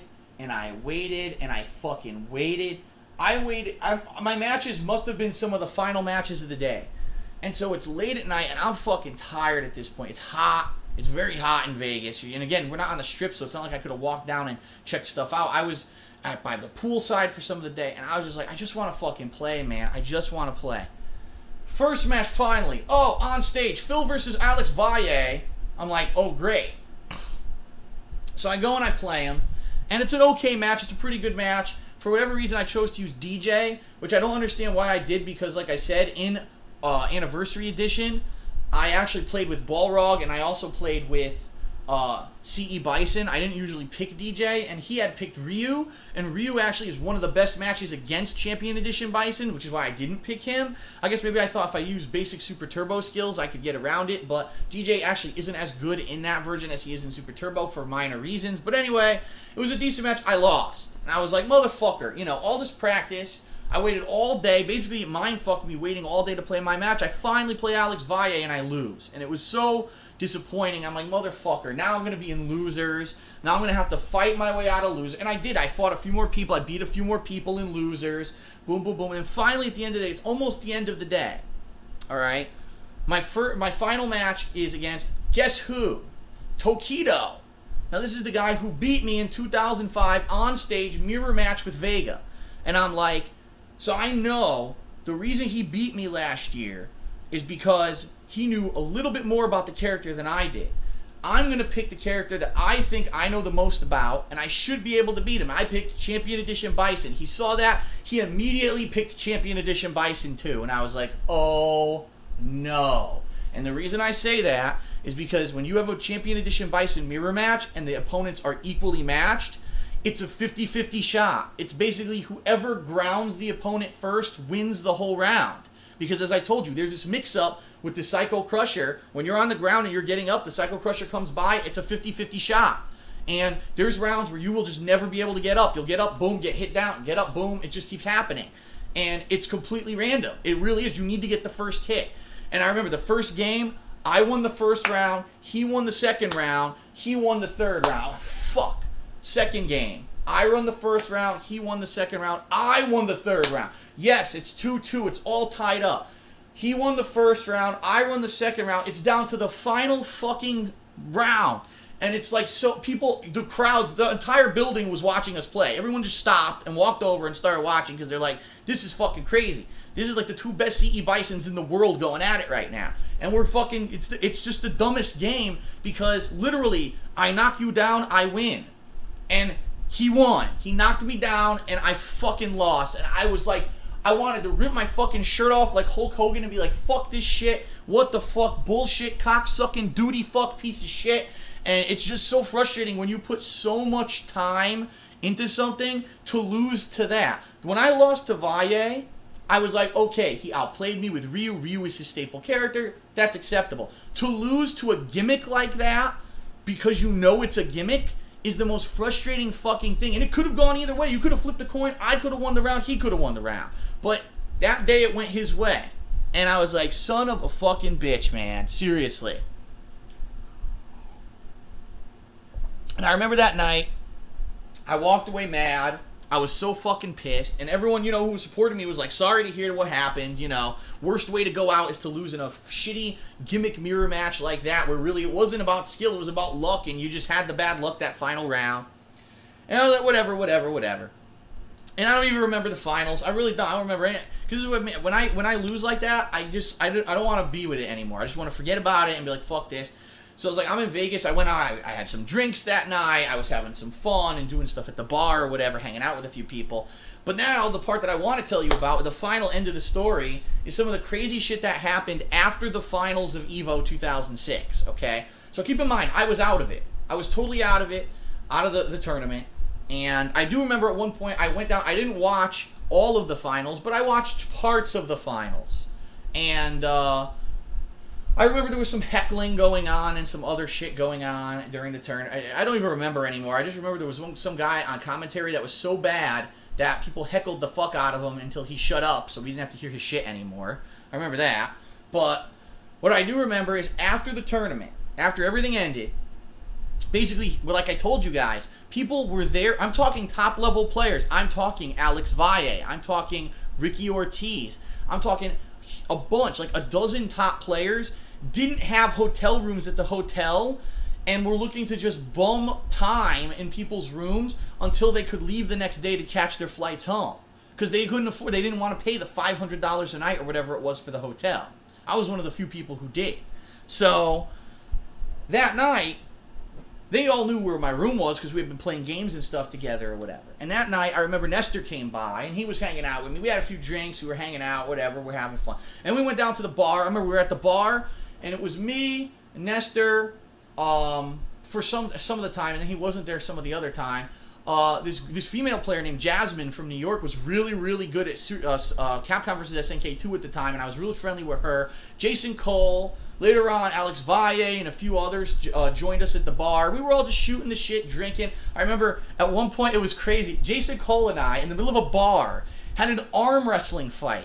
Now, you're not supposed to do that. You're supposed to have an arm wrestling competition in the middle of a bar. So we kind of had, like, people form a crowd around us so people would know what was going on. We were, like, doing it. And as we're trying to do it, all of a sudden, like, the security came by. We're like, oh, we're not doing anything, sir. No, there's nothing going on here. We're just having a friendly drink. And then they'd walk away. Like, all right, come on. Let's do it again. And that was pretty fun. And I actually remember, I don't know if it was Daigo, but it might have been. One of the high-ranking Japanese players got so disgustingly drunk at the bar that he couldn't walk. And he was so inebriated, he was vomiting everywhere. And they actually had to call hotel security. They rolled him with a wheelchair to wheel him to his fucking room because he was so fucking drunk, okay? In addition to that, that night, of all nights, was Combo Fiend. That's right, Peter Rosas, who now is like the ambassador of Street Fighter. He took over for Seth Killian when Seth Killian lost Capcom, or left Capcom. Peter Rosas, Combo Fiend, it was his 21st birthday. And so that night, people took him to the bar. They got him so fucking wasted. He was so drunk, right? Now, he didn't have a room. And I'm like, you got this guy this fucking drunk, and he doesn't have a room. Like, what were you thinking? And, of course, me being Mr. Responsible, I had a few drinks in me, but I was responsible. I said, all right, let's let him crash in my room for now until he wakes up and he feels better in a few hours because he's going to feel like shit because you gave him so much alcohol, but he's got to pass out somewhere, right? So we brought him into my room. We put him down. First of all, they put him down on the bed. Now, I'm in the bathroom using the bathroom. They put him down on the bed, back first like this, like a mummy, right? The worst possible thing you could do for someone who's stone cold drunk, because if you're drunk, and unfortunately, and a lot of people don't know this, if someone is very inebriated to the point where they pass out, never put them on their back like this, because if they happen to vomit in their sleep, they will die. They will choke on it and die. And there are many people, musicians, famous people who've died because they become inebriated and or on drugs, whatever, the combination, and they can't wake up and they die in their sleep. They drown. So whatever you do, do not do that, all right? If you have a friend who becomes so inebriated that they're passing out, you put them on a bed or table or wherever, and you place them on their side like this, with their head at the edge of the bed, like this, laying down, and you put something next to them so if they vomit, it goes into it. Because that way, if they vomit in their sleep, okay, you're fine. Went right into a fucking wastebasket. You're good. They wake up covered in their own vomit. That's their fault. But at least they didn't fucking die in their sleep. So I'm so glad I was there. Because, again, these were all kids. They were young, newbies. They didn't know that. You're not supposed to put a drunk guy on his fucking back. I was like, you gotta be kidding me. He's going to die in my hotel room on his 21st birthday because his friends don't know this. So anyway, I taught them all that. And we did that for Pete. And we left them there. We went back to the bar. We had some more drinks or whatever. And then finally, like 2, 3 in the morning, the bars were finally closing. And they went back. His friends picked him up. He was finally waking up, half conscious. They brought Pete back to their room or whatever. And I remember it was the very end of that. So we're talking like 4 in the morning, okay?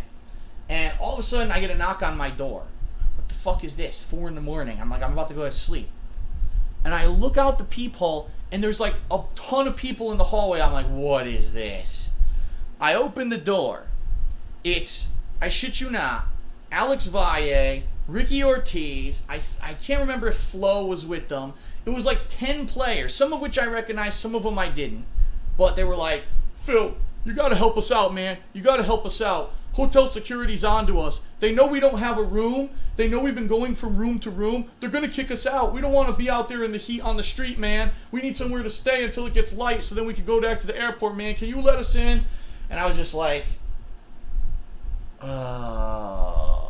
just my luck that because I'm a responsible person, have my own hotel room, and I've got these pro players, a lot of which have been talking shit about me, that I'm a horrible player, now want to bum the room off me, right? Keep in mind, Valle, one of the people who wasn't giving me respect, I let him in, because I'm that kind of person. What can I say?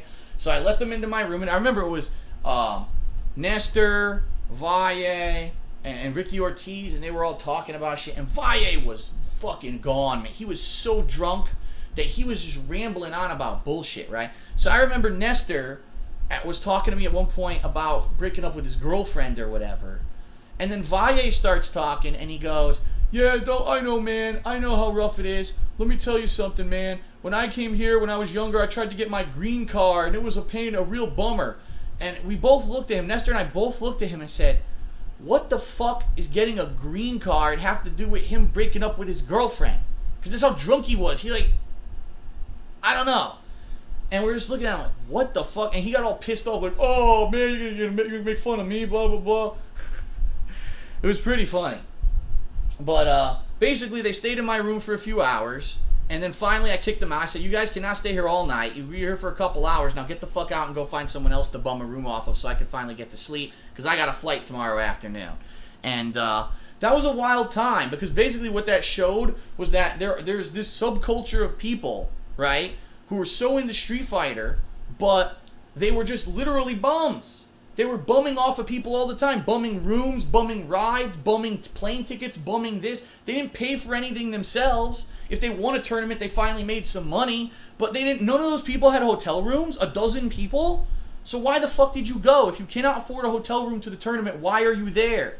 You know what I mean? And that's kind of the culture of what Street Fighter was back then. It was like a bunch of bums bumming off each other, bumming off people who could afford stuff in order to go from tournament to tournament. And I hate to say it, but it was like some of the top players felt that they deserved it. Well, I'm one of the best players, so why wouldn't you just let me in your hotel room? I'm one of the best players. Why wouldn't you just pay my plane ticket so I can fly to the West Coast and play in this tournament? It's like, are you for fucking real? You're not a celebrity. You're a nobody. You just play Street Fighter. But this is literally what it was like in the fighting game community. It was out of control. You may not know this, but those Japanese players that used to go to Evolution until sponsorship, picked all those players up, they used to get their shit paid for free by nobodies. Oh, well, I'm going to pay for Tokido to fly to the West Coast from Japan because I want him to EVO. Why would you do that? Just because he's a good player, you pay his way? I never understood that. You know what I mean? I never asked for a dime for someone to pay my way. I'm going to earn my money and I'm going to go there on my own dime. But there were people who were like this all the time in the Street Fighter community. I can't say now how it's... I know now there's sponsorships and people make big money doing it and all that shit. I don't know how it is now, but that's how it was back in the day. And that was like an eye-opening thing for me. Here's people who afforded to drink all night, right? They played in the tournament, but they didn't have a hotel room. They weren't responsible enough to make sure that they were even going to be safe. Yeah, it was out of control. It was absolutely out of control. And that was by far the nuttiest tournament I've ever attended in my life. Okay, everyone. Time for a quick break, and then we're going to return, and we're going to take live callers probably for about 15 to 20 minutes, and that's going to end up this episode of Hate Live. So I will be right back. If you're watching on Twitch TV, stick around, commercial break, and then we'll come back for the segment. If you're watching on YouTube, timestamp in the description of the video, give it a click, jump right forward to the next segment. All right? I'll be right back.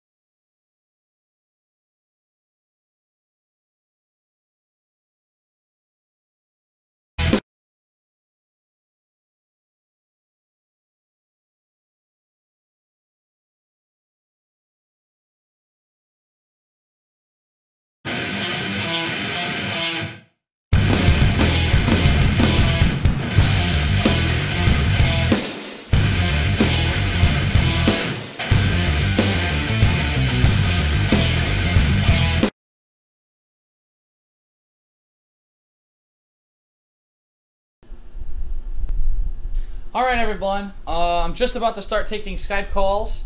The name is Darkside Phil on Skype. Shoot me a call. I'll see if you can get you in here. We're only got about 15 minutes really to take calls, so I'm going to try to make them quick, okay? So warning to anyone who's calling, I'm not going to have a large amount of time to talk to you, so please keep your questions concise. Okay. Let's see who we get here.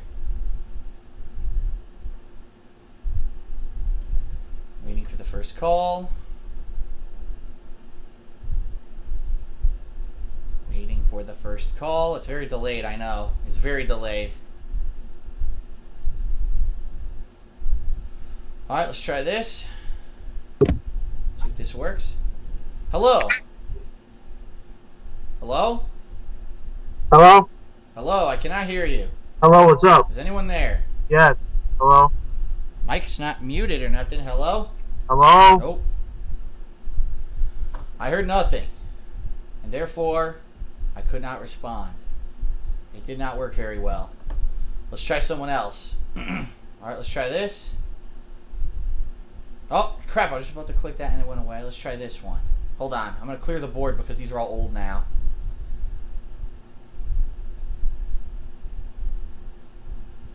Let's try this.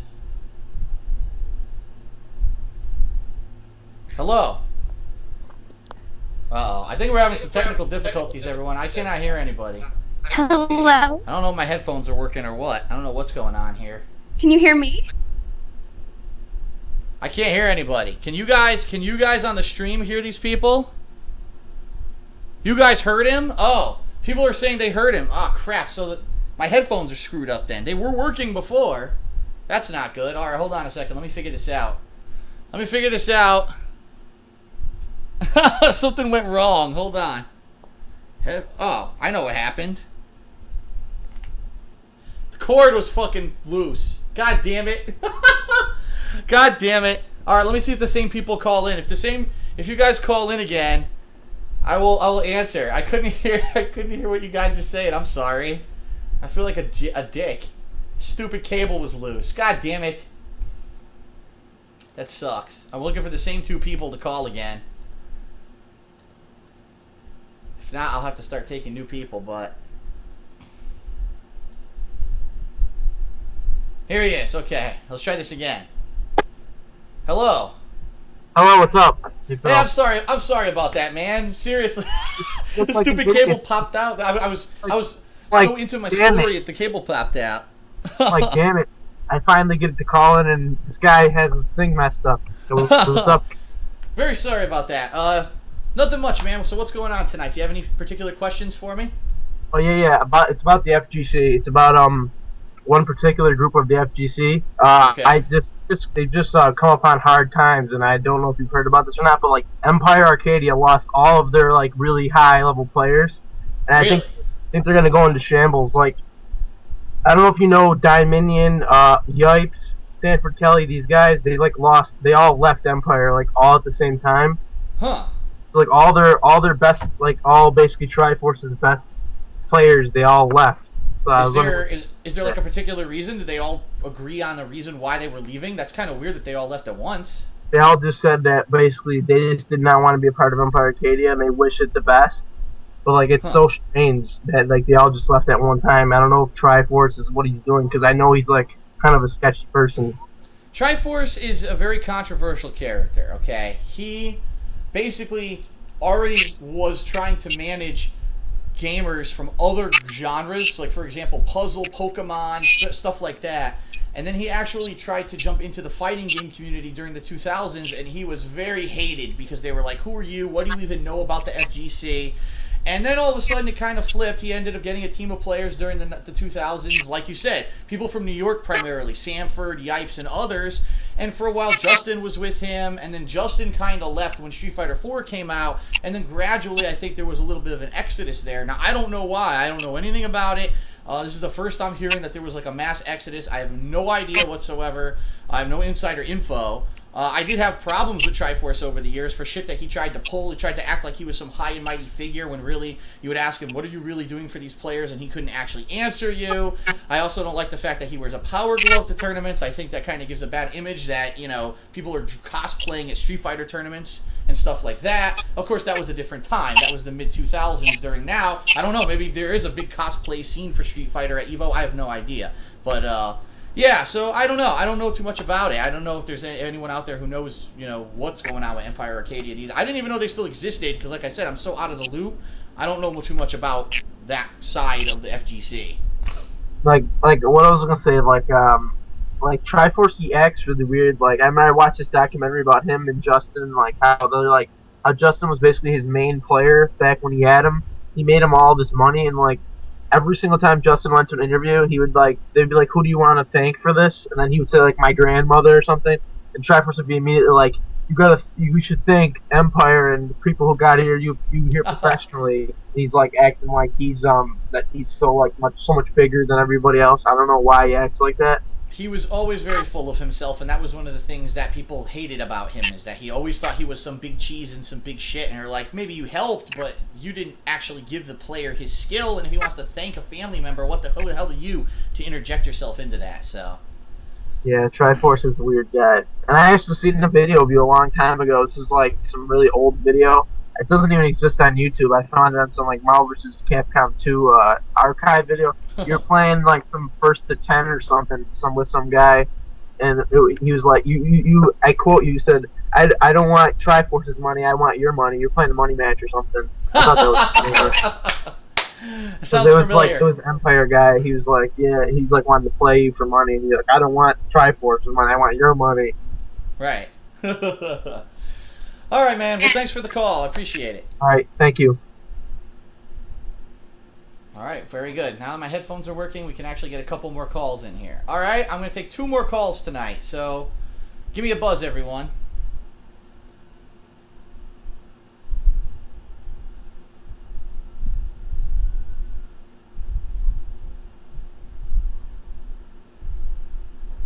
All right, let's try this one. I misclicked. Here we go. Hello. Hello? I don't know what's going on. It's not working. I'm getting an error. There's a problem with the call. Well, I guess I'm not taking that person's call. I don't know what happened there. There's a problem with the call. Oh, darn it. Come on, I want 2 more people if I can tonight.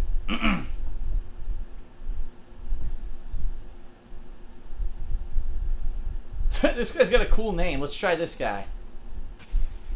Hello. Hello. Yes, hello. Who am I speaking with? I'm actually a former fan, but my name's Austin. A former fan by the name of Austin. Okay, this will be interesting. Yeah. So, Austin, what would you like to talk about tonight?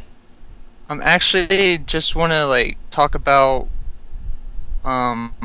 basically the haters, I guess. Okay. Not to disown you or anything, but the way you always say that they're idiots or dumbass. Like you called me an idiot, and when I sent you that tweet, I don't know if you remember because you banned me, but sounds you called me right. an idiot. Yeah. Okay. That's just because I sent you a video with a description of hate, which it's acceptable, but I just wanted, the reason why I tweeted that is because I wanted you to view a fan that was concerned about you and expressing opinions that aren't exactly hate, but ever since that incident happened, I just been very non with your stuff. But since you've been playing games I grew up with, like Jack and Jack 2, and I watch you stream Jack, but then when every time you rage at kind of stupid stuff, I will admit I'm not afraid to express my opinion, but I always leave because that's what you always say. But I just want to say that you shouldn't really call them idiots or dumbass just because of one thing. I mean, you have the right to say, but I think it's just not. It makes you look bad because you're calling them names. And I think that if you start if you lower yourself to that level, people will continue to start making videos about you. So if you stay above that level and not worry about what they say and not like go to that level, like I said before, then you won't have the hate always coming to you. And also, you say that you never look at the stream chat, but like all the time, but you kind of do, and we can tell, and a lot of people notice that a lot, especially in the Dark Souls and Dark Souls 2 playthrough. But I understand that that is 100% true for Dark Souls 1. That is very much not true in Dark Souls 2, but you can believe whatever you want, but go ahead. Well, I'm just saying that's because when I watched your Dark Souls 2 playthrough, the entire, not the this is how you don't play, but most of the videos you always look in the stream chat. But like other playthroughs, you look at the stream chat, and you say you never always look at the stream chat. That's true. I don't always look at the stream chat. There obviously are going to be times when I check. Frequently, you know, if I'm watching or playing a game and I want to see, gee, how are people reacting to what just happened? How are people reacting to it? Or how's the viewership? You know, I do look at the stream chat from time to time. I'll admit, if I'm completely stumped at a point of a game and I can't figure out what the hell I'm supposed to be doing, sometimes I'll look at the stream chat, and it's funny because sometimes people spam shit in the stream chat. Do this, do this, do this, and other times they don't. Yeah. So it depends, but I'm not going to say that I never use it. No, I've never said that. I said that I don't always use it. I'm not always staring at it like this. Oh, okay, do this, go right, go left, jump, press A. No, that's not what I'm doing. I'm playing the game, and because this is an interactive medium, every once in a while I'll look at the stream chat. The one exception to that, I would say absolutely 1,000,000% is Dark Souls. Dark Souls was a game I was so fucking fed up with and lost in that I needed people to hold my hand and tell me what to fucking do, or else I never would have gotten through that game. But Dark Souls 2 was a completely different animal, where I was trying to tackle stuff for myself. It was very, very rare in Dark Souls 2 where someone told me something to do or to beat that I did need, or I didn't actively say, okay, I'm stuck now I wonder what to do, versus me trying to figure it out myself at first. So, regardless of what you saw, what you thought you saw on Facecam, you understand there's other stuff I'm looking at too. I think a lot of people don't realize that I'm not just staring at stream chat. You've got viewership counts. I actually have a preview of the stream that's always playing on the dashboard, and I need to check that frequently, because if that goes down, it means my stream's down. That's how I know if my stream is working or not. You know what I mean? So there's a lot of factors and things that I'm looking at. In regards to your first point about me in particular, I have no idea who you are, so I have no idea. I can't specifically address your opinion, obviously. You have to understand that if two people ever had said something on Twitter that pissed me off and I called them an idiot, then I would know who you are. But the fact that literally in the past year it's become every other day, every tweet that I get is that, I have no clue. So I apologize. I hope you don't take offense that I don't particularly remember the situation or what happened on Twitter.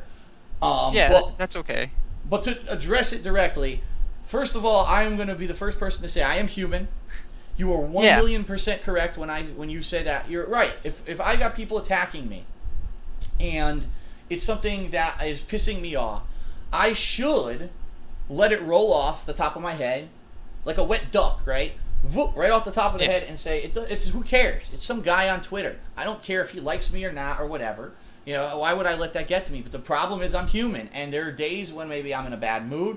And of course, if I remember correctly, like I said, I don't remember a specific situation, but it sounds like this was a while ago, correct? This wasn't recently? About the tweet thing? Yeah. How long ago?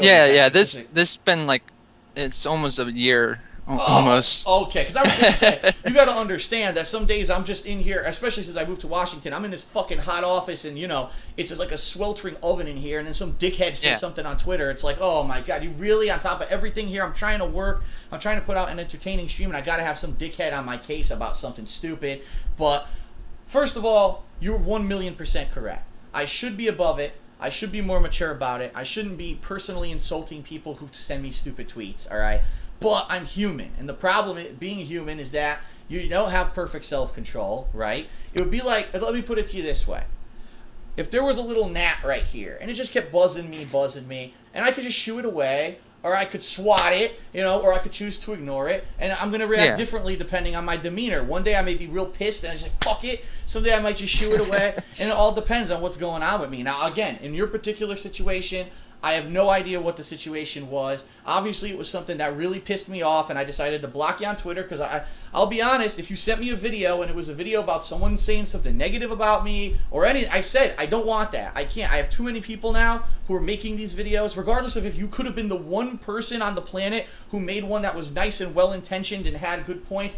I can't watch them anymore because it's too time-consuming. Too many people are doing it. They're malicious. There's a lot of evil people out there who are out there to just make people feel bad about themselves. And I need to focus on the positive. I need to focus on my business. I need to focus on working. So if you send me stuff like that on Twitter, that is what's going to happen. I definitively said black and white. If you send me a video on Twitter and say, Phil, here's a guy who made a video about you, and it's hate, I'm not going to watch it, and you're going to get blocked on Twitter. So I apologize if I called you an idiot. I apologize if you took offense. You're absolutely right. You probably caught me at a time when I'm pissed. If you notice, if you actually watch what I tweet, I don't do that often. You know what I mean? Maybe a couple times in a month or something. You have to understand that on a daily basis, I probably get about 40 nasty fucking tweets from people. Just today, you're the worst guy I've ever seen. You should fucking die. Shit like that. And it's like, you know, it's so much to the point where if it did piss me off, it's probably because it was just something that caught my attention at the wrong time when I wish I could have been focused on other stuff. And again, I do apologize. You don't have to believe me,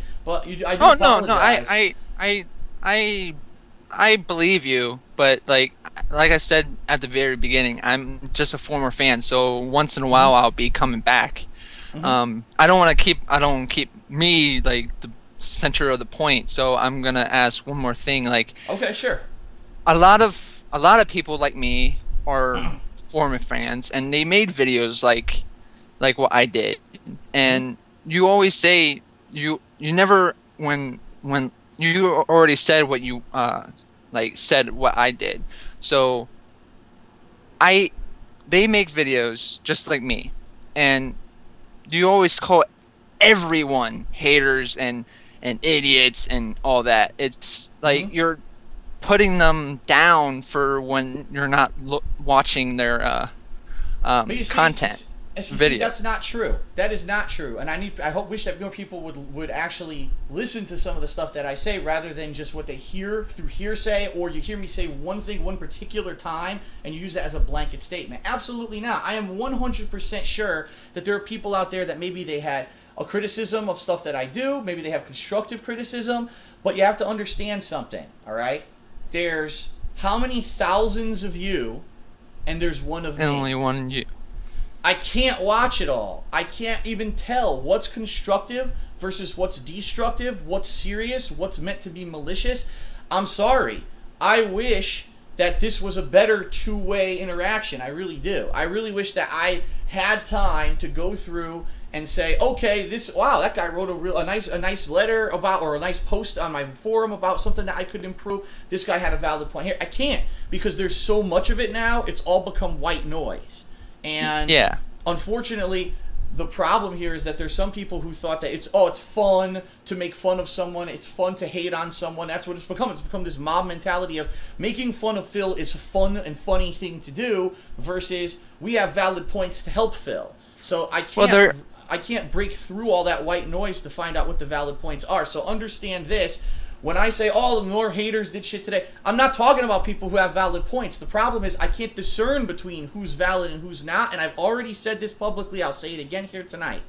Don't bother. Don't bother making a video about it. Because I can't watch it, because I don't know what's valid anymore, and I can't discern between it. One of me, thousands of you. I'm sorry that I'm not multiple people, or I don't have a team of people who can watch that kind of stuff. I'm in the one-man army. You know what I mean? I'm the one guy. I don't have anyone who works for me, and I can't take that time. I have to focus on making my content and my entertainment factor and my value and have my business operate, and I can't take time out on a daily basis to be watching all these videos. I hope that there aren't a bunch of people out there who think that when I am raging about someone who said something or did something, that I'm not talking about you if you're one of the people who really was concerned and had a valid concern and I didn't address it. I hope that you don't take it like that, because I'm not calling you that kind of a person. I'm talking to, you know, the little kid who thinks it's funny to make this a teenager. Oh, I'm going to make fun of Phil because it's this bandwagon bullshit and he's not a good gamer or whatever, and they think that it's funny. And then, of course, now look how it's affected my business. I don't get any new viewers anymore. I don't. My viewers is basically my hardcore fan base who was there from the beginning, and that's who watches my content. All those people who might have been new viewership, they don't come to me because they've heard that Darkside Phil is the guy who sucks at games and it's fun to make fun of him and it's this bandwagon thing. And so I don't have time to focus on it anymore. I have to make my business work. I'm sorry. That's completely understandable. Like, I understand. I don't do live streaming, so I'm not in that type of stuff. And I think the best interactive way to get someone else's opinion that is also someone like me is through what you are doing right now between me and you, expressing our opinion by talking to you through Skype. I think that's the best way to express what we think, and hopefully it sinks in and says, oh, okay, this is like good points and good valid points, so that it sinks in. You take into consideration, you take another person's consideration points in consideration, and you start changing on those valid points, and then well, you see, and herein lies the problem. For every one great call that I get from someone like you, who we made valid points, we had a good conversation, I feel that, you know, on both sides, we both maybe learned a little, and maybe this could be a, you know, a better relationship in the future.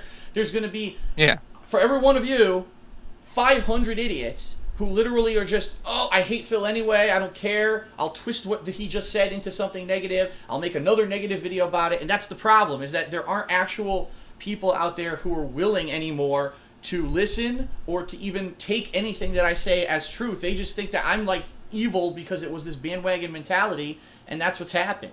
So again, I apologize that I obviously, if you made a legit video and it was legit things you were saying in it, and you know, you were really trying to help, and I took it as something hater-ish, I apologize. Obviously, you know, no, I'm not trying to personally insult anyone, but that's unfortunately the byproduct of doing what I do, of being one man and dealing with a fan base of thousands and you know, thousands of followers that like me, thousands of followers who hate me, and you know, it is what it is. So there you have it.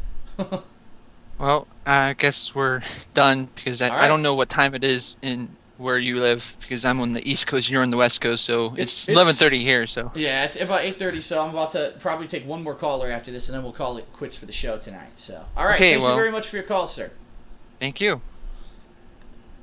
All right, we got time for one more call, everybody. I know that one went super long, but obviously it was something that needed to be talked about. And it won't matter, because here's the thing. For every, oh wow, Phil had a legitimate conversation with someone, he apologized. The other people won't care. The haters, oh fuck Phil, he's not genuine. So that's what I mean. There was no real benefit, unfortunately, for me being real about situations like that anymore, because it did become this bandwagon mentality of just hate on Phil for the sake of hating on him. So whatever, it is what it is, and I brush it off my back and we move on. All right. All right, let's do our last call for tonight. Let's try this one. It disappeared. Fuck. I hate that shit. When I'm about to click on something, it goes away. Now everything vanished. All right, hold on. I'm going to wait for another slew of calls. I'm going to wait for one more slew of calls here.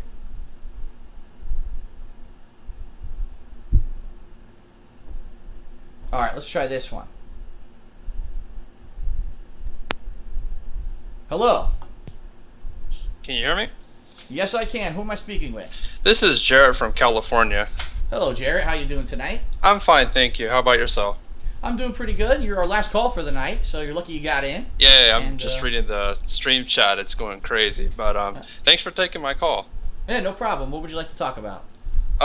What I want to talk about is co-op games in the future. Okay. For instance, Assassin's Creed Unity is coming out on the 28th of October. And I was wondering, for a game like that, would it be more enjoyable if you played it co-op or single player, you know, like play with fans, or if you can get a group of people to play, like you and your girlfriend Leanna, or how would that work for co-op games like in the future? This is going to be an interesting question because it's going to really be highly game dependent. Okay. Right. If a game has co-op and the co-op is local co-op, meaning that we can play it on the same television, and it's on a console obviously that I have, and it's something that Leanna would be interested in. So perfect example of this would, I know that later this year, it doesn't have a release date yet, but Little Big Planet 3 is coming out. Right. And she loves that. Leanna loves Little Big Planet. Like, she played the first two. She absolutely loved them. She hated the fact that I made fun of the first Little Big Planet and stuff like that. And I'll be honest, I saw it at E3. It actually looks pretty good. The fact that there's different characters and stuff in it looks really appealing to me. Yeah. And I think that would make a cool co-op playthrough for her and I to do together. But it's not like, for example, John Rambo, where he would want to play almost everything with me. I'm sure there's going to be things that we don't want to do. So Assassin's Creed Unity, from what I'm to understand, doesn't have local co-op. It's only if you own like multiple consoles. Multiple Xbox Ones. So there you have it. I mean, I only own one PS4 and one Xbox One. If we were to make the decision that, wow, this is a big playthrough that we want to do, and we're gonna buy her, a console, and we're gonna hook it up, maybe say downstairs in the living room, and she'll play down there, and I'll be up here doing the co-op, and we do it that way. It is viable. It could happen. Right. Right now, we haven't even had the discussion about Assassin's Creed Unity. I don't think that she wants to play. I'd have to double check. Now, if we're talking outside of the realm of just doing co-op with Leanna, now we're going to go, well, who was my other co-op partner? Obviously, John Rambo. The problem here is that John, I know for a fact, doesn't have a lot of money right now. Right. I don't know if he's looking to buy a PS4 in the near future. He did tell me that if he was to buy a next-gen console, it definitely would be the PS4. So right there, that opens up possibilities of all the the PS4 games that are going to be co-op and coming up in the future. But I haven't really had that conversation with him. I'll be honest with you guys, I haven't had a conversation with John in a while. It's just been texts and stuff going back and forth because he's been so busy he hasn't even had time to really talk about anything. I actually need to talk to him tomorrow about Smart Guys and other stuff that's going to start resuming soon. So really, realistically, when you think about it right now, I can't really do co-op with Rambo unless we both have the same version of the game and we've agreed this is a playthrough that we want to do. Now, keep in mind, before I moved out of Connecticut, I hadn't even updated my gaming calendar, so I didn't even have the conversation with him, gee, do you want to play Assassin's Creed with me or anything like that? Now I have a little bit better of an idea. I know Unity has co-op. I was going to say Evolve, but now Evolve got delayed. Yeah, the game got delayed, unfortunately. So that one's out of the picture for now, and I'm sure there's probably one or two others there by the end of the year that may have some co-op. But I really do hate to say it, but it looks like a lot of the co-op is going away when you really look at games. Unfortunately. You used to have like dozens of games a year that had couch co-op, that had fun stuff, and now it's like they're few and far between. Those were my sorry to interrupt. Those were my most favorite YouTube videos of you of the past. Was your couch co-op, and my personal favorite was your Mass Effect trilogy YouTube playthrough. That was my favorite, but the couch co-op was one of the best regarded videos of your YouTube career. With John Rambo and Howard to an extent, and all your friends from Connecticut. And it is true, it's sad to say that co-op is going away. For me personally, I have my family members that I like to play couch co-op with, just like you stated, Little Big Planet. At first I didn't like Little Big Planet, but when I played with a co-op partner, and now that Little Big Planet 3 is going to have 4-player co-op, you can play me and 3 friends, and like you just stated, you, Leanna, it's a sad fact that couch co-op is going away. And it really is. Everything's going online. Everything's going digital. It's like, really, I grew up in the ideal time because there was couch co-op gaming on consoles, and then I went to video arcades, and it was like in-person co-op there too. You know what I mean? Yeah. It was all about that social interaction that adds a new level to what you're doing. And unfortunately, I mean, really, when you really think about it, who's doing couch co-op besides Nintendo? Right? Nintendo has been putting out game after game that has it, and really no one else has been focusing on this. And that is one other thing. If Nintendo continues to do couch co-op, so for example, I know there's a new Mario Party that's coming out eventually. I don't know if it has a date yet, but whenever that comes out, Leanna and I will definitely be checking that out as well. So that kind of stuff we'll be doing together. Once I get a chance to talk to Rambo about co-op and see if he has plans on getting next-gen consoles, we can answer something like AC Unity. I mean, worst case scenario, AC Unity seems to me like a game that really was centered around co-op. Yeah, heavily co-op. That's why I would be asking if you would have, you and possibly one of your, loyal fans to play, or I don't know, how would you feel to get random people? I mean, yeah, it's kind of iffy on that, communication and whatnot. The problem would obviously here be time, because right. Everybody has different time schedules. Who has the same schedule, who can work exactly the same times as me, who can be there at exactly the same times as me to be doing, and especially a game like Assassin's Creed, that game's long. Yeah. Those games are freaking long, man. Those are like, you're talking 12 to 18 hours of gameplay usually. Yeah. And I need to find people who are reliable, who will be able to say, okay, that week when it comes out, I can be here 3 days that week at these time periods for that stream, and we'll play it together until we beat it. And I don't know. Realistically, I don't know if I'll be able to find people who are that reliable. That was always the cool thing about Rambo, was that, someone in person, you've known them for a while, you could clear out each other's schedules and work it out, and now it's going to be a little different. So I would love to have a definitive answer for you tonight. I don't right now. That's perfectly fine. I would just, one more thing before I like to, end the call. And sure. I've been a long-time fan since '09, like I just stated earlier, and I'm very happy with your work and what you've done. And I was very happy for you to move from Connecticut to Seattle, Washington. I've been to Seattle, Washington before. It's a nice area. It's it's sunny. The weather isn't that bad out here. I just wanted to say that, congratulations, Phil, on your move and all the playthrough that you've been doing for us fans. And and like you stated before, F the haters, continue, just keep moving forward, and I support that, and congratulations.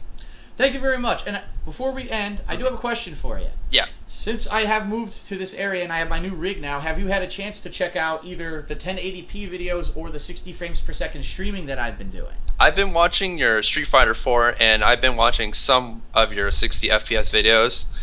I haven't had too much time because of work and whatnot, but okay. I have been. I was just curious if you thought there was like a notable improvement, because it's very hard to get a one-on-one answer from someone. No, it is a vast improvement, like a vast improvement from what you've done. From what I remember back in '09, camera, and now you're on direct streaming, and now you're on 60 FPS, and that was one of my questions on the previous Ask the King, was the 60 FPS question. But now that we're on the Skype call, I'm happy about that. It is a vast improvement, and it is a big step forward from what you did, previously from camera, and now you're on streaming from Twitch. And, in the 60 FPS, definitive answer, yeah, it is a vast improvement. I have to 100% agree on that. I love it. Like, I watch the stream, and I see people, wow, look at that, and I'm like, why the hell can't YouTube catch up? You know what I mean? Like, they're so, why can't they get it? I want it to overnight. I would love it, because I'm already there. I've already future-proofed myself. I've spent all this money, all this work. I want to be able to do it on YouTube, so I hope that they implement it soon. For now, people who watch my streams, at least you get it. So, all right. Thanks very much for your call. No problem. Thanks for your feedback, sir. No problem. You have a nice night, Phil. You too. Bye. All right, everyone. Hold on. Let me close Skype before I start getting 1,000 more calls. All right. That is going to do it for this edition of Hate Live. I hope that you enjoyed it. Next week, it's like I said, I'm not sure if we're having a Hate Live next week, because I have to check the schedule and see when I said I was going to be doing Ask the King. So either next Thursday we'll have Ask the King on my first stream, or we'll have Hate Live on the second stream. I got something special for you next Hate Live. I'm going to tell you... belch. That was disgusting. I'm going to tell you tales of the in-between time. There was a unique time frame in my life between high school and college. It was basically my second half of my senior year into college years, where I hung out with a certain group of friends. We did some pretty crazy stuff. I have some pretty funny stories to tell you in that regard. And I think that you would pretty much enjoy if we kind of went through those stories and, one by one hashed out a few of those. And so that'll be coming on the next, whenever we do the next Hate Live, that's going to be the next Back in the Day. We'll give you a break from the fighting game stuff for a while until we head back, because I do have more stuff. I have B5 I could talk about, another evolution I went to. There's tons of stuff I could tell you about, but we'll get to that eventually. I think we need a little break from the fighting game talk and talk a little bit more about my past. I think you guys will enjoy that next Back in the Day segment, all right? So, that is it, everyone, for Hate Live tonight. I thank you very much for attending, whether it was on stream or on YouTube. Thanks a lot. Peace out. Have a good night. I'll see you for new gameplay coming up this week. I'll see you on the next edition. And until then, don't do anything I wouldn't do. Don't know what that means. All right. Good night, everybody.